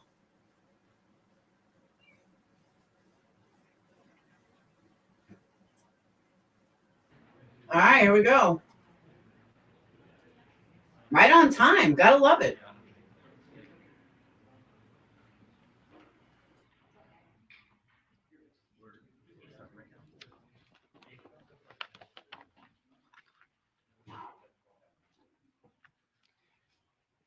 Good afternoon and welcome.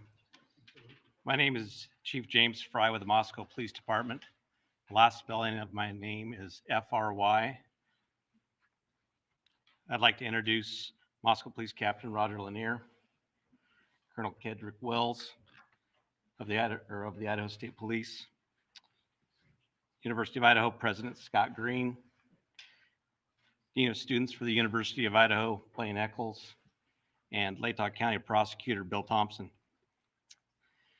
This incident has shaken our community, has continued to shake our community, and we continue to mourn for the victims.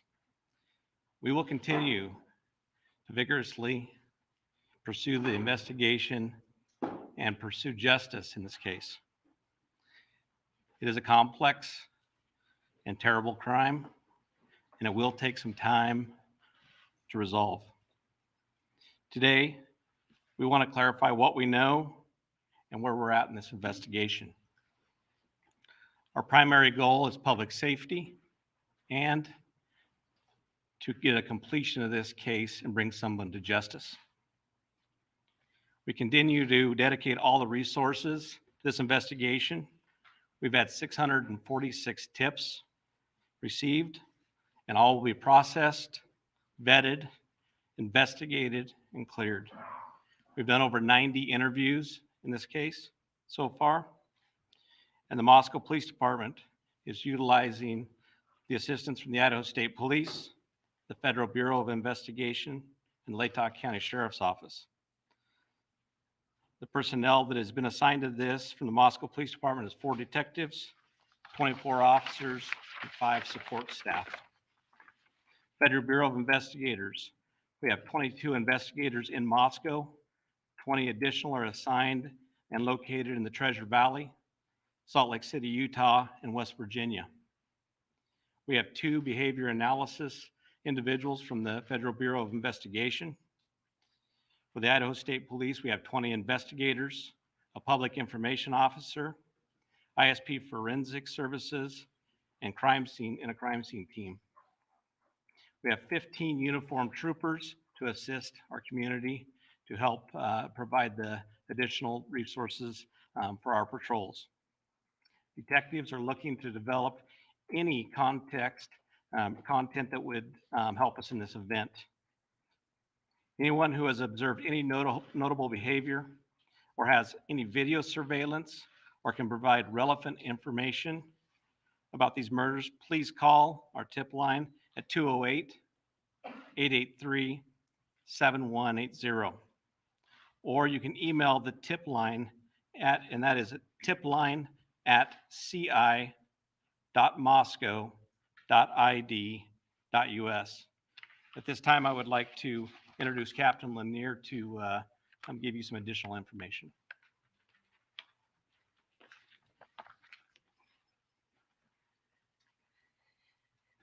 Good afternoon. My name is Roger Lanier. I'm a captain over the operations division for the Moscow Police Department. My last name is spelled Lanier. I just want to first state that this tragic murder has shaken the community. It's been very hard for members of the community, and it's been equally difficult for our officers and for the investigators. We will continue to put all of our resources towards investigating and bringing this to a resolution. Here's what we've determined so far. On the evening of November 12th, Kaylee Gonsalves and Madison Mulligan were at a local bar and were later at a food truck in downtown Moscow. They arrived home at approximately 1:45 a.m. on the morning of November 13th. Ethan Chapin and Xana Kernodle were at the Sigma Chi house before also arriving home at approximately 1:45 a.m. Two surviving roommates were also out in the community, and they returned home at approximately 1 a.m. and did not wake up until later that morning. On the morning of November 13th, at 11:58 a.m., a 911 call was placed to the Whitcomb Dispatch Center reporting an unconscious person. The call originated from inside the residence and was made from the phone of one of the surviving roommates. Moscow Police Department officers responded and located 4 victims, 2 on the 2nd floor and 2 on the 3rd floor. The Latah County coroners conducted autopsies, and detectives have been provided with the results of those autopsies. We know that the autopsies confirmed the identity of the 4 victims, determined the cause and manner of death as homicide by stabbing, and determined that it was likely all 4 victims who were asleep during the attack. Some of the victims had defensive wounds, and each victim was stabbed multiple times. There was no sign of sexual assault. Investigators have determined 2 areas of interest within the city and have provided maps which are on our Facebook page and on our website. And these are areas that they have canvassed for additional surveillance video and tips, and have contacted several residents in the areas. The areas are generally south of Taylor Avenue to Palouse River Drive and west of Highway 95. Detectives have also canvassed several other neighborhoods looking for evidence, looking for additional surveillance video, and contacting residents and speaking to them to see if they may have heard or seen something. I want to address several areas of speculation, conjecture, and misinformation that has circulated on social media platforms and otherwise. We do not believe the following individuals are involved in this crime: the 2 surviving roommates, a male seen at the grub truck food vendor downtown, specifically wearing a white hoodie, a private party who provided rides home to Kaylee and Madison in the early morning hour of November 13th. Additionally, the identity of the 911 caller and the 911 call have not been released, so any information out there is speculation about that. Investigators are aware that multiple phone calls from Madison and Kaylee's phone were made to a male subject. Any online reports stating that the victims had been tied and gagged are not accurate. Detectives seized the contents of 3 dumpsters on King Road and searched those dumpsters in an effort to find additional evidence, but nothing of note was discovered. Early in the investigation, local businesses were canvassed in an effort to see if any fixed blade type knives may have recently been purchased. And currently, there are no suspects in custody, and we have not located a weapon.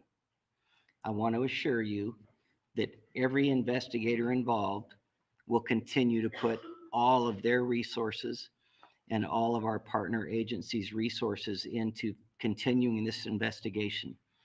We do appreciate the community's support. We understand how stressful it is, and we will continue to work through this situation. At this time, I would like to turn the mic over to Colonel Wills from the Idaho State Police.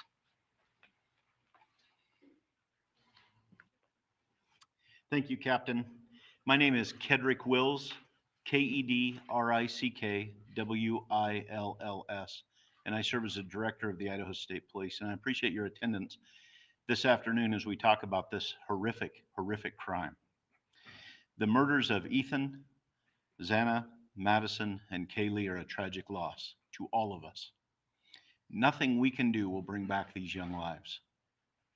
But we have an absolute commitment to working together to solve these senseless murders.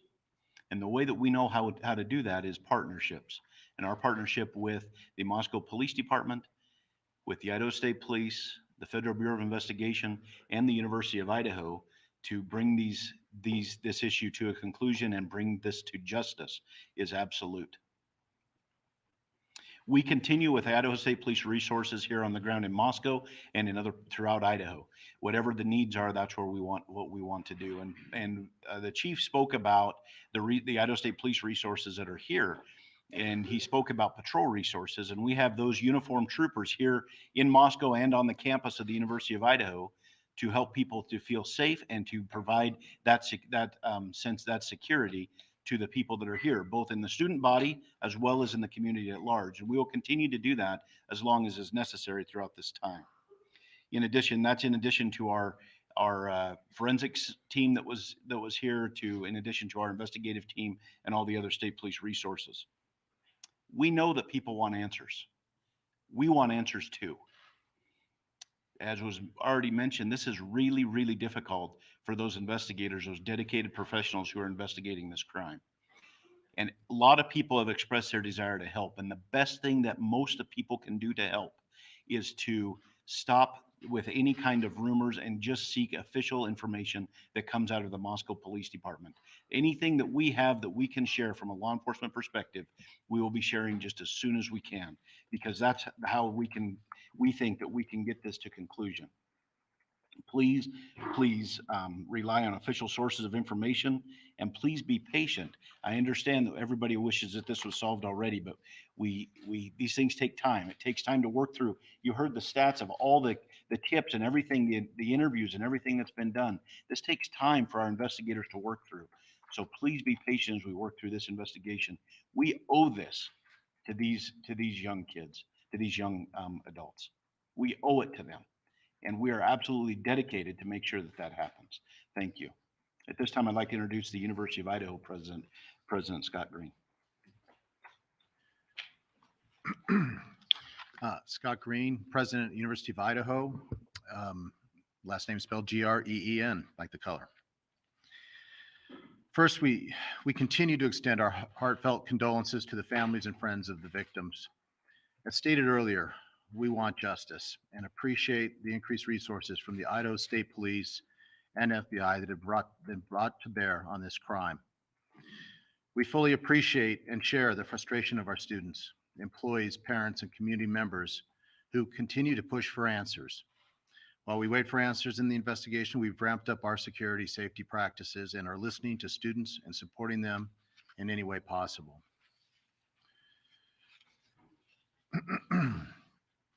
The University of Idaho's primary focus now is on supporting our students and working to meet their varied needs. The police continue to inform us that they believe this was a targeted attack, but we recognize this is not good enough for some of our students who will want to complete their semester remotely until the person who committed the crime is in custody.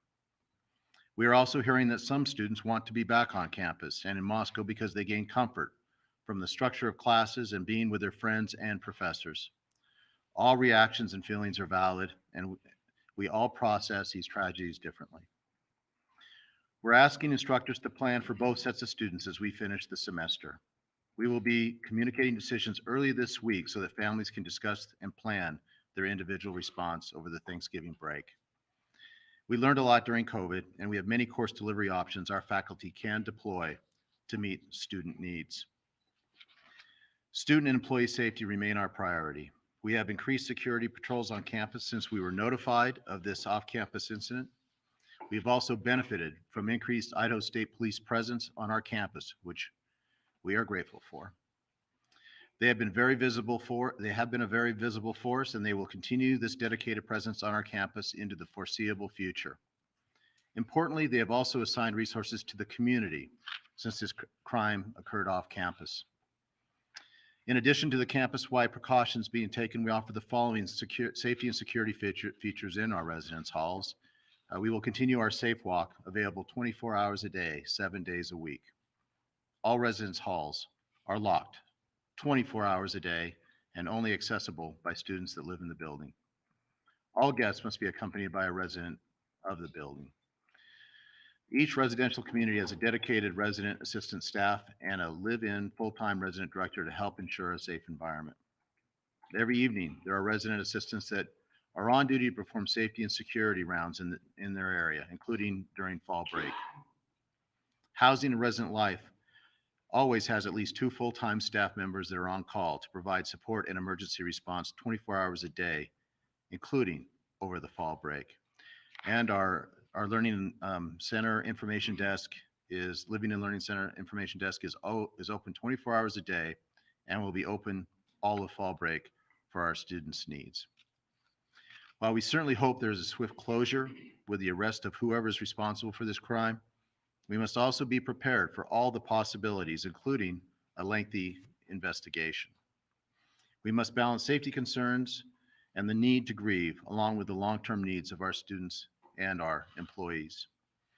We're making security our top priority. We are also planning for the very real possibility that some students aren't comfortable returning to campus. We will do our best to meet the needs of all students. Our faculty is working hard over the break to consider alternative delivery methods. We will also continue making counseling services available for all our students and employees as we process our grief. The care and concern for our Vandal family is our primary role, and we take that very seriously.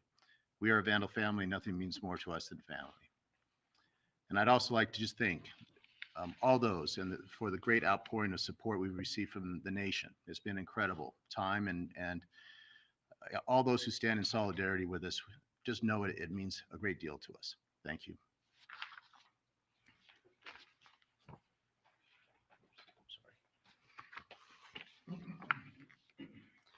So we're going to open it up at this time to about 8 to 10 questions. We ask that only one question is asked per person, please. And I would also like to just see if there's an Argonaut reporter here. I think it's only fair to give our student reporter the first shot. Speak up if you're in the room, if you're from the Argonaut. There. Are you from the University of Idaho Argonaut? Is anybody from the University of Idaho Argonaut? Okay. Okay. Thank you. Good afternoon. I'm Ted Williams, Fox News. You all have said that these killings are targeted. Can you share with us why you believe they are targeted killings? And do you know who, if any, of the victims were the actual targets of the killings? As we stated earlier in the previous press release or press conference, we believe they're targeted because we take a totality of all the circumstances that we're looking at. Do we know any one person that it was targeted? We're not able to say at this point in time due to our investigation, but we still believe that. But we, like I said, we take a totality of everything that we're looking at. Chief Glenn Mosley, Idaho Public Radio here in Moscow. On the resources, do you have the resources that you need? We do have the resources. It is an incredible outpouring of what we receive from the Idaho State Police and from the Federal Bureau of Investigations and Lake County. Anything we ask for is given. So at any time, if we need additional, all I have to do is call the colonel, and he will provide that. He's already guaranteed me that, and I know the FBI has said the same thing. Hi, I'm Emma Epperly from the Spokesman Review. I know you've said you're not going to release who the 911 caller was, but was the killer the 911 caller? I will tell you no. Can you clarify, you said it was made from the roommate's phone, but you didn't say the roommate made the call. So did the roommate make the call on the roommate's phone, or can you clarify if it was another individual made the call? Actually, if we could just go to this one first. And Well, it's follow-up, that's why I wanted to- so what I'll say to that is it was made from the roommate's call or phone, excuse me. And we're not going to divulge who made that call to be,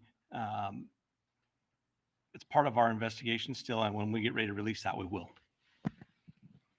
Hi, Christina Corbin with Fox News. The male subject whom the women called, has he been ruled out as a suspect or person of interest? Everything that we have taken from those calls, we have followed up on, we've cleared, and we believe that there's no connection there.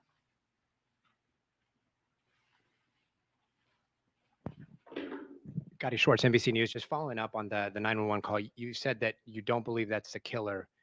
Can you conclusively rule out the person that called 911 from inside the home as a suspect in this case?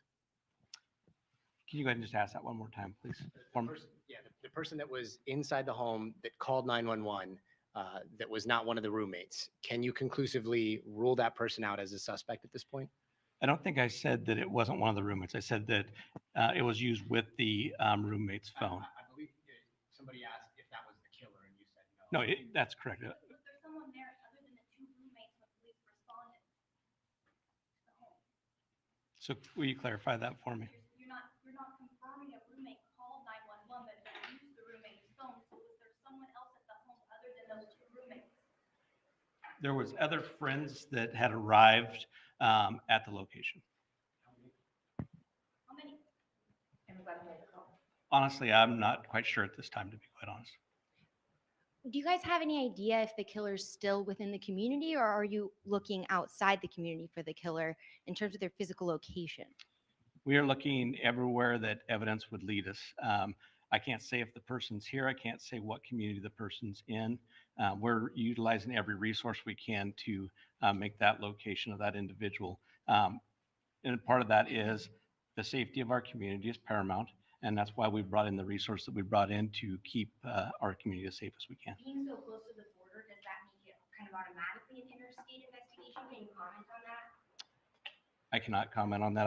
I'm not even aware. If you look in Washington at all, I guess, for We're looking everywhere. I'm going to take two more questions. Do you still believe this attack was done by one perpetrator? And if so, how does one individual kill 4 people at night and not wake up the other 2 roommates? Our investigation will continue to look at all avenues of that investigation. I cannot disclose any of that information. I don't even know that information at this point in time, and that's why we're continuing to investigate. You don't know how this happened without the other 2 roommates hearing it or waking up or noticing? We do not. One more question. Hi, Angela Palermo, Idaho Statesman. In the press release yesterday, you confirmed that the victims were found on the 2nd and 3rd floors of the home. Can you say which of the victims were found where? I'm not going to go ahead and disclose that information. They were found on the 2nd and 3rd floor. And that's as far as we're going to go with that part of the investigation too, because all those key pieces do come to play later. So we do thank you. We thank you for meeting with us. We thank you for helping get information out. And I can assure you, we will continue to work hard. We will continue to do everything we can to solve this. So thank you. Is this related to any animal mutilation? Are you in the toxicology report? This person will strike again. In terms of etymology, do you think the victims might be connected?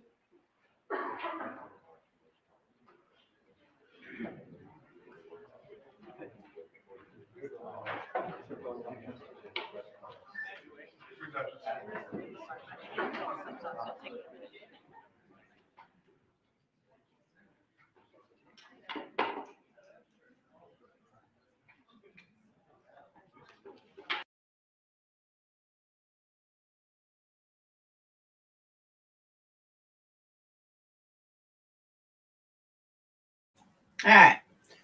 So to answer, what was the point of this? I totally agree with someone who said the above, and that was they wanted to clarify online rumors. I absolutely agree with that. I think that was the whole point of it. But here's a couple of things I want to say. First of all, I'm glad that some of the reporters were digging hard into that 911 call, because I keep going back to my original statement, which I stick with, and it hasn't changed.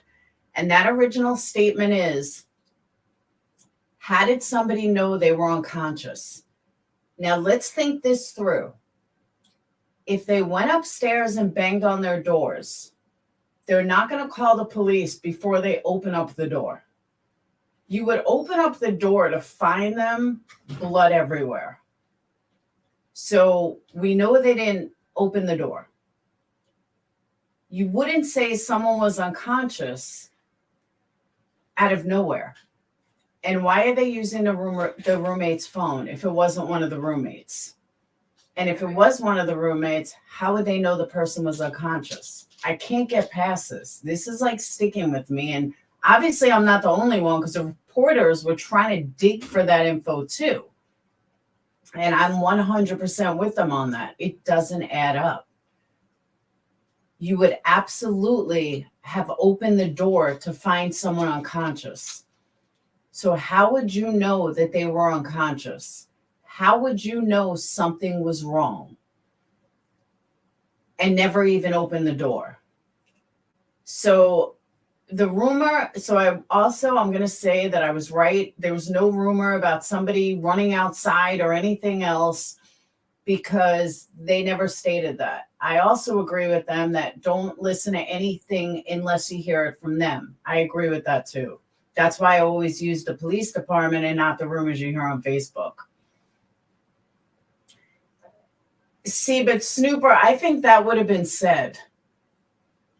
I absolutely think that would have been said on a 911 call. And the reason I say that is, you would say my roommates are dead. You wouldn't say someone's unconscious. You would say someone's unconscious because 4 people are dead. So that's why I don't believe that. I really think that's just rumors on Facebook. And I'm not saying that that's where you got it from or that's where you heard it from, but I'm saying that that sounds like a rumor from Facebook. Maybe a friend of the surviving roommate found her unconscious in the house, fainted from crime scene in bedroom. Yeah, but you would have fainted near the bedroom. You wouldn't have fainted somewhere else. And if she opened the door and fainted, she would have fainted right then and there, and the door would still be open. You know what I'm saying?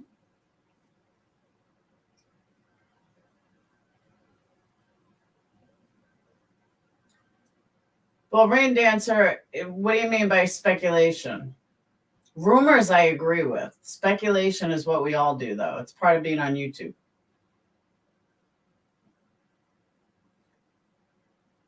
Dispatch cannot say that someone is deceased. That's up to the coroner. No, but you can say, oh my God, there's been a brutal stabbing, or I think someone's dead, or something.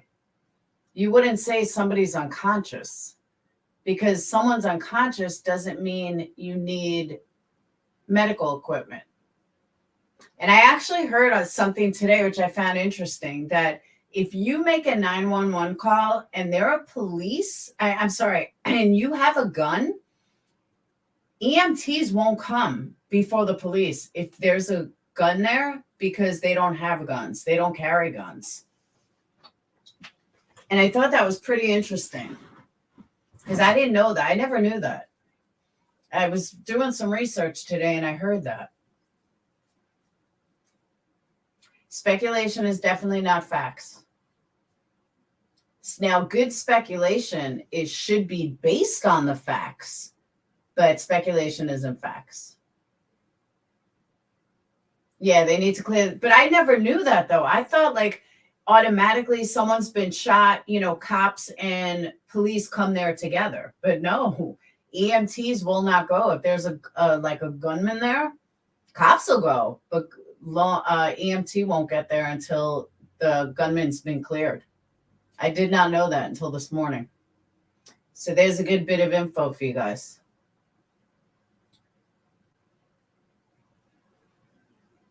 I'm not sure if anyone suggested this yet, but could the person who did it be from their job at that? It could be.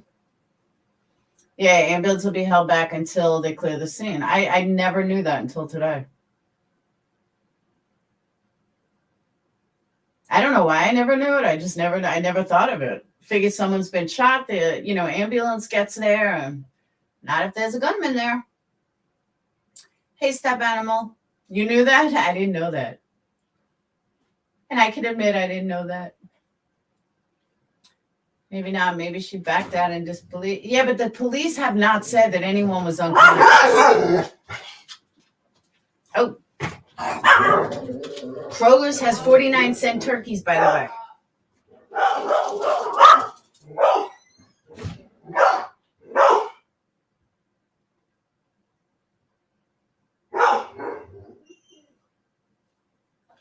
So Kroger's 49-cent a pound turkey. My son just told me. And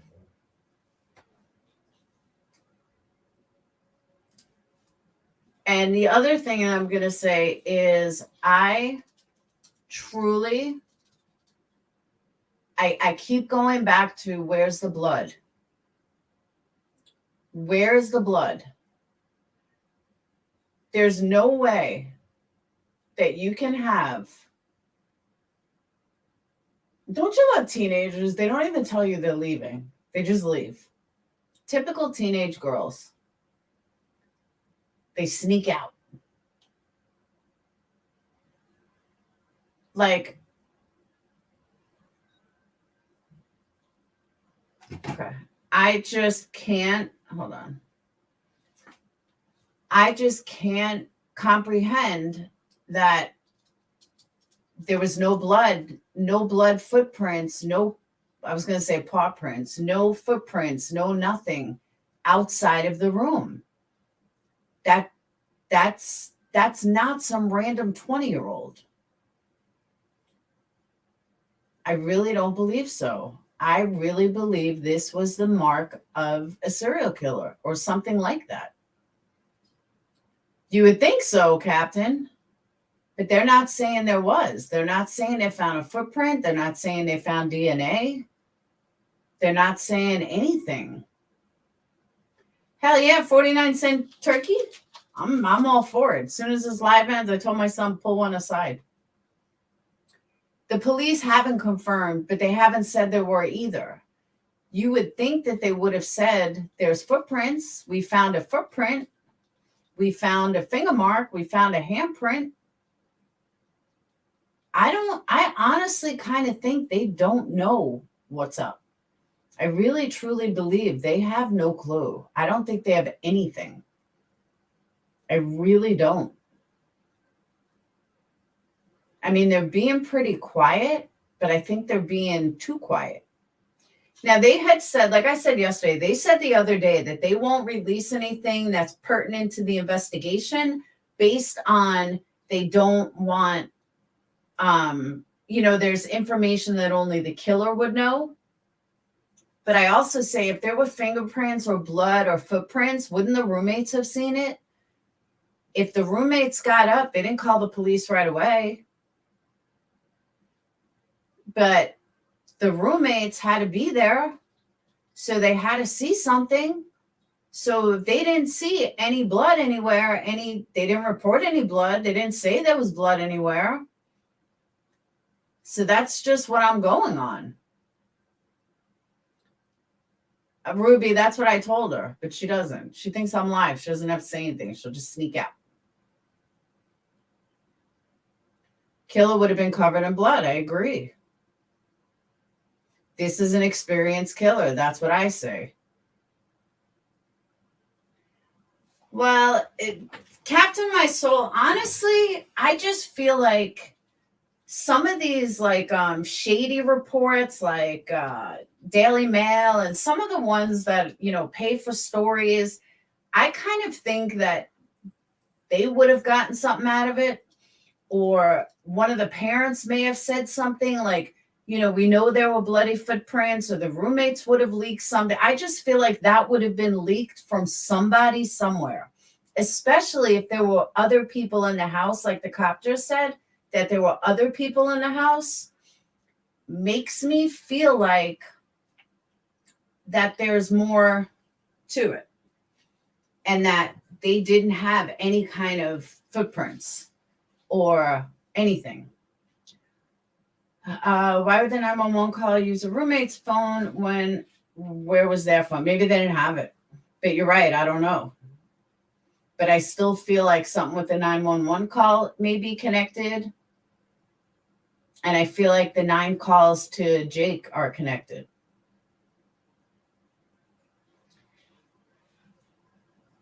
They have described next to nothing, but when Court TV was there yesterday, they were definitely in the room and they were doing luminol in the room. You didn't see them do fingerprints or anything elsewhere. So I don't know. I could be wrong, but I think there's more.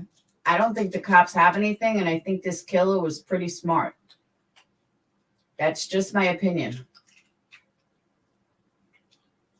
You think they were followed, but they didn't go right from the club. They went to the truck stop. And at this moment, granted, I don't have all the information. They were fingerprinting one of the outside windows. Yeah, but I don't think they got in through the windows. Maybe the killer discovered the taco truck's live stream and watched the stream in a part. That's possible. Yeah, but they didn't really look intoxicated. But I get what you're saying. But again, why kill the other roommates then? Why did if the girls were targeted specifically, why did the other 2 have to die? And why were the other 2 still alive? Just because you had a door that was locked, you didn't die?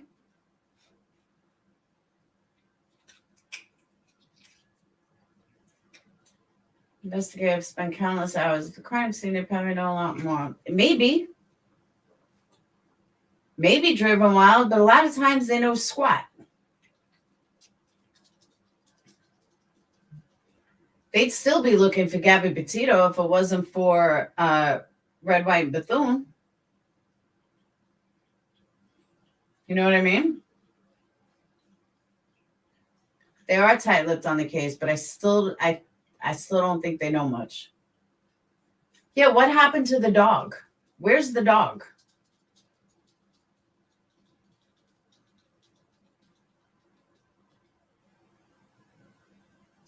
I don't know. I don't think it was a friend. I really, truly don't. But I could be wrong. I don't think it was a friend.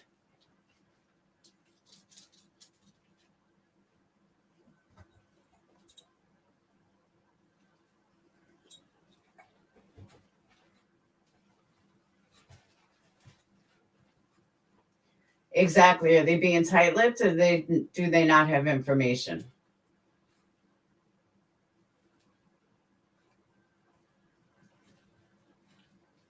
And is this person going to do it again? And if somebody dies soon, if there's another random killing with the knife, are they going to then say it wasn't targeted? Coach, that I don't know.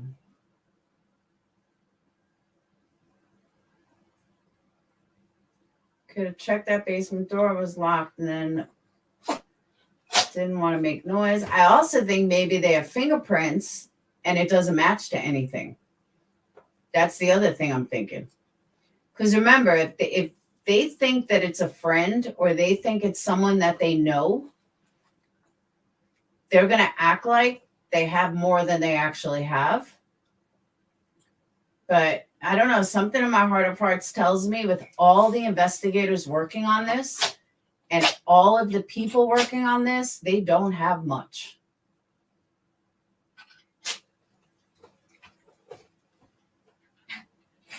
Because I just feel like if they had a ton of info, they wouldn't need all the resources that they have. And I'm a big believer in that. If they have all this information. Oh my God, I just thought of something, guys. Ruby, you just made me think of this. Talking about the dog. If she shared the dog with Jake, Maybe they realized the dog wasn't there and they were trying to get a hold of Jake to see if he came and took the dog because the dog wasn't there. Maybe that's why they were trying to get a hold of Jake so bad, because for some reason the dog disappeared. The killer probably went and took the dog first and got rid of the dog. And they realized the dog wasn't there, so they're calling Jake to see if he came and took the dog. Oh, the dog was there on the first. Well, there went that theory. All right. Take my theory and just chuck it out the window. It was a good theory, though.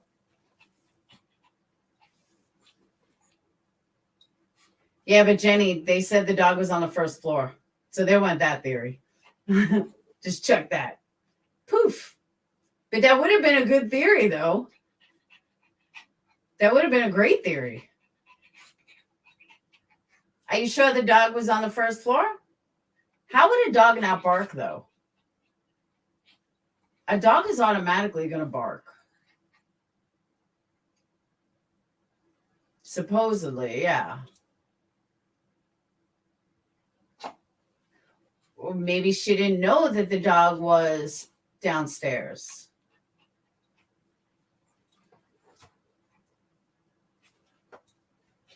You know, going back to my theory for a second, maybe they didn't know the dog was downstairs and they thought the dog was gone. Maybe the dog was given drugs or something. I agree, Kendra. Dog should have felt something suspicious no matter what. I agree with that. Now, if the dog is used to party noise. Yeah, but the dog is still going to, if someone, all right, even if the dog is used to it, well, then again, I'm trying to one of Sage's friends walks in the house all the time. And yeah, Buka meets him at the door, though. But that's what I'm saying, Tatum. I'm thinking of my own house, and Buka doesn't let anybody in the house. But when he knows you and you just walk in, like if you ring the bell, he'll bark. But if you just walk in, he's still going to come up to greet you. Even if he's outside, he's going to beg to come in. He's going to come out to the front door to greet you. So he may not bark at him anymore, but he definitely, he alerts me to let me know somebody's here. No, but Captain, what I'm saying, though, that he may not bark at him, but he'll definitely alert that someone's walking in the door. That's what I'm saying. I have a hard time that somebody walked in the door and the dog didn't even alert him.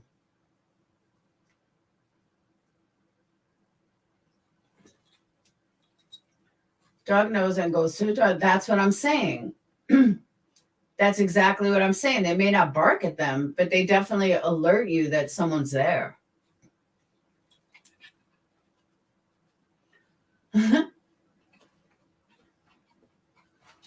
This house was just broken into and a dog didn't bark. Oh, no shit.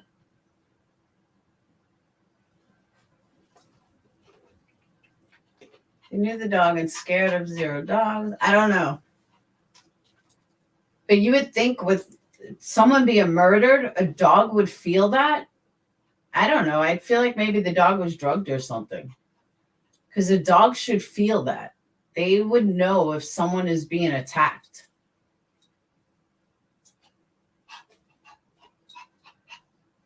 The dog may have been frightened and hid.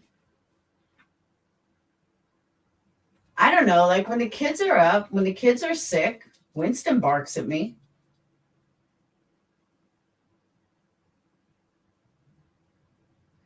The dog wouldn't have barked, but I don't know. Maybe the girls didn't know where the dog was.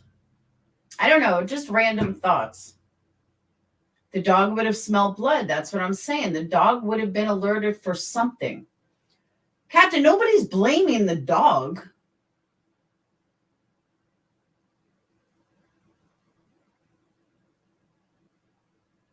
But I mean, I find it hard to believe that there's 4 people being murdered upstairs and a dog doesn't say a word.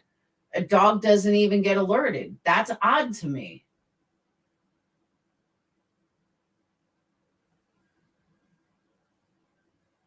I don't know. I don't know what kind of dog was it though. Maybe that's the difference.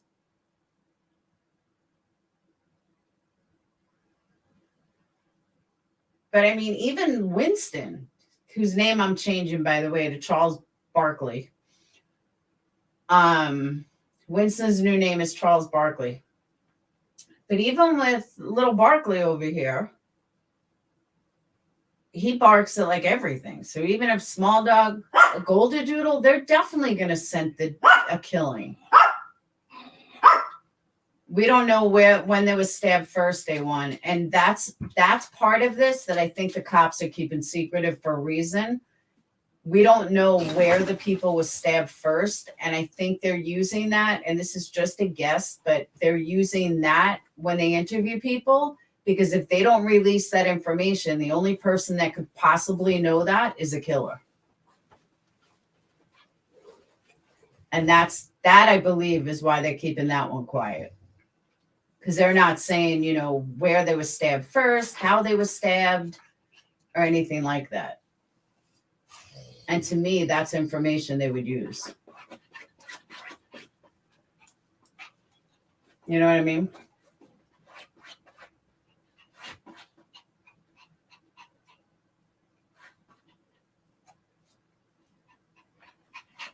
So, but on that note, you got a commercial.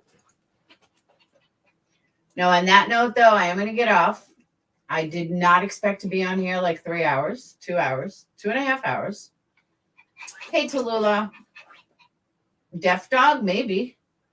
But I have to finish rearranging my living room so there's room for a tree. Why are you leaving your doors unlocked? Because I live in Alabama. Yeah, you would think I get some crazy people. No, it depends what time it is. I usually keep it open before I go to bed. I used to lock them all the time. But I don't know, then I got used to it. They're telling us there's so much evidence and it's going to take a lot of time to process it all. This wasn't like a pinpoint crime. This person was sloppy. Yeah, I don't agree with that at all. Busted Can, I don't agree with that at all.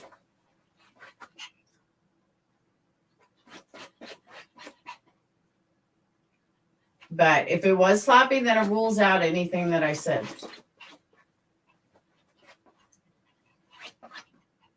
Yeah, with all the crazies I get from YouTube, I should lock my doors. Jeez. But all right, I'm out though. I'm going to pick up my 49-cent turkey. 49 cents a pound turkey. Make sure you guys go to Kroger's. Get your 49-cent turkeys. You just got to get your Kroger's card, and it's a digital deal.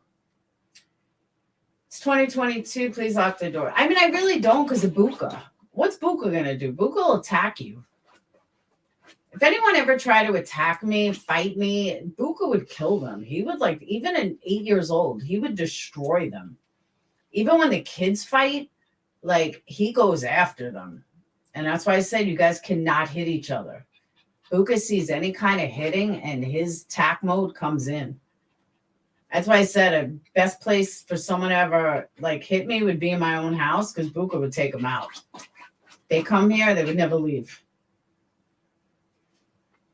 Get me outside, not so much.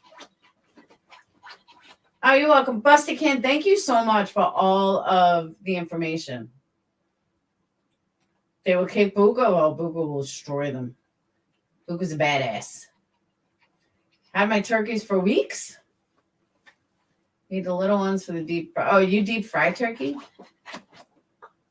If you haven't been a criminal, your DNA has never gone through the system. That's true. Can't break in there multiple. Yeah. And the reason why I changed Fluffer's name to Charles Barkley, because every morning at like 7 o'clock in the morning, this dog does not realize that I don't go to bed till 4:30. And 7 o'clock in the morning, this dog is barking on my chest, barking at me and barking at me and barking at me. So for some reason, I woke up this morning. I said, all right, Charles Barkley, relax. So then I said I was changing his name, Charles Barkley.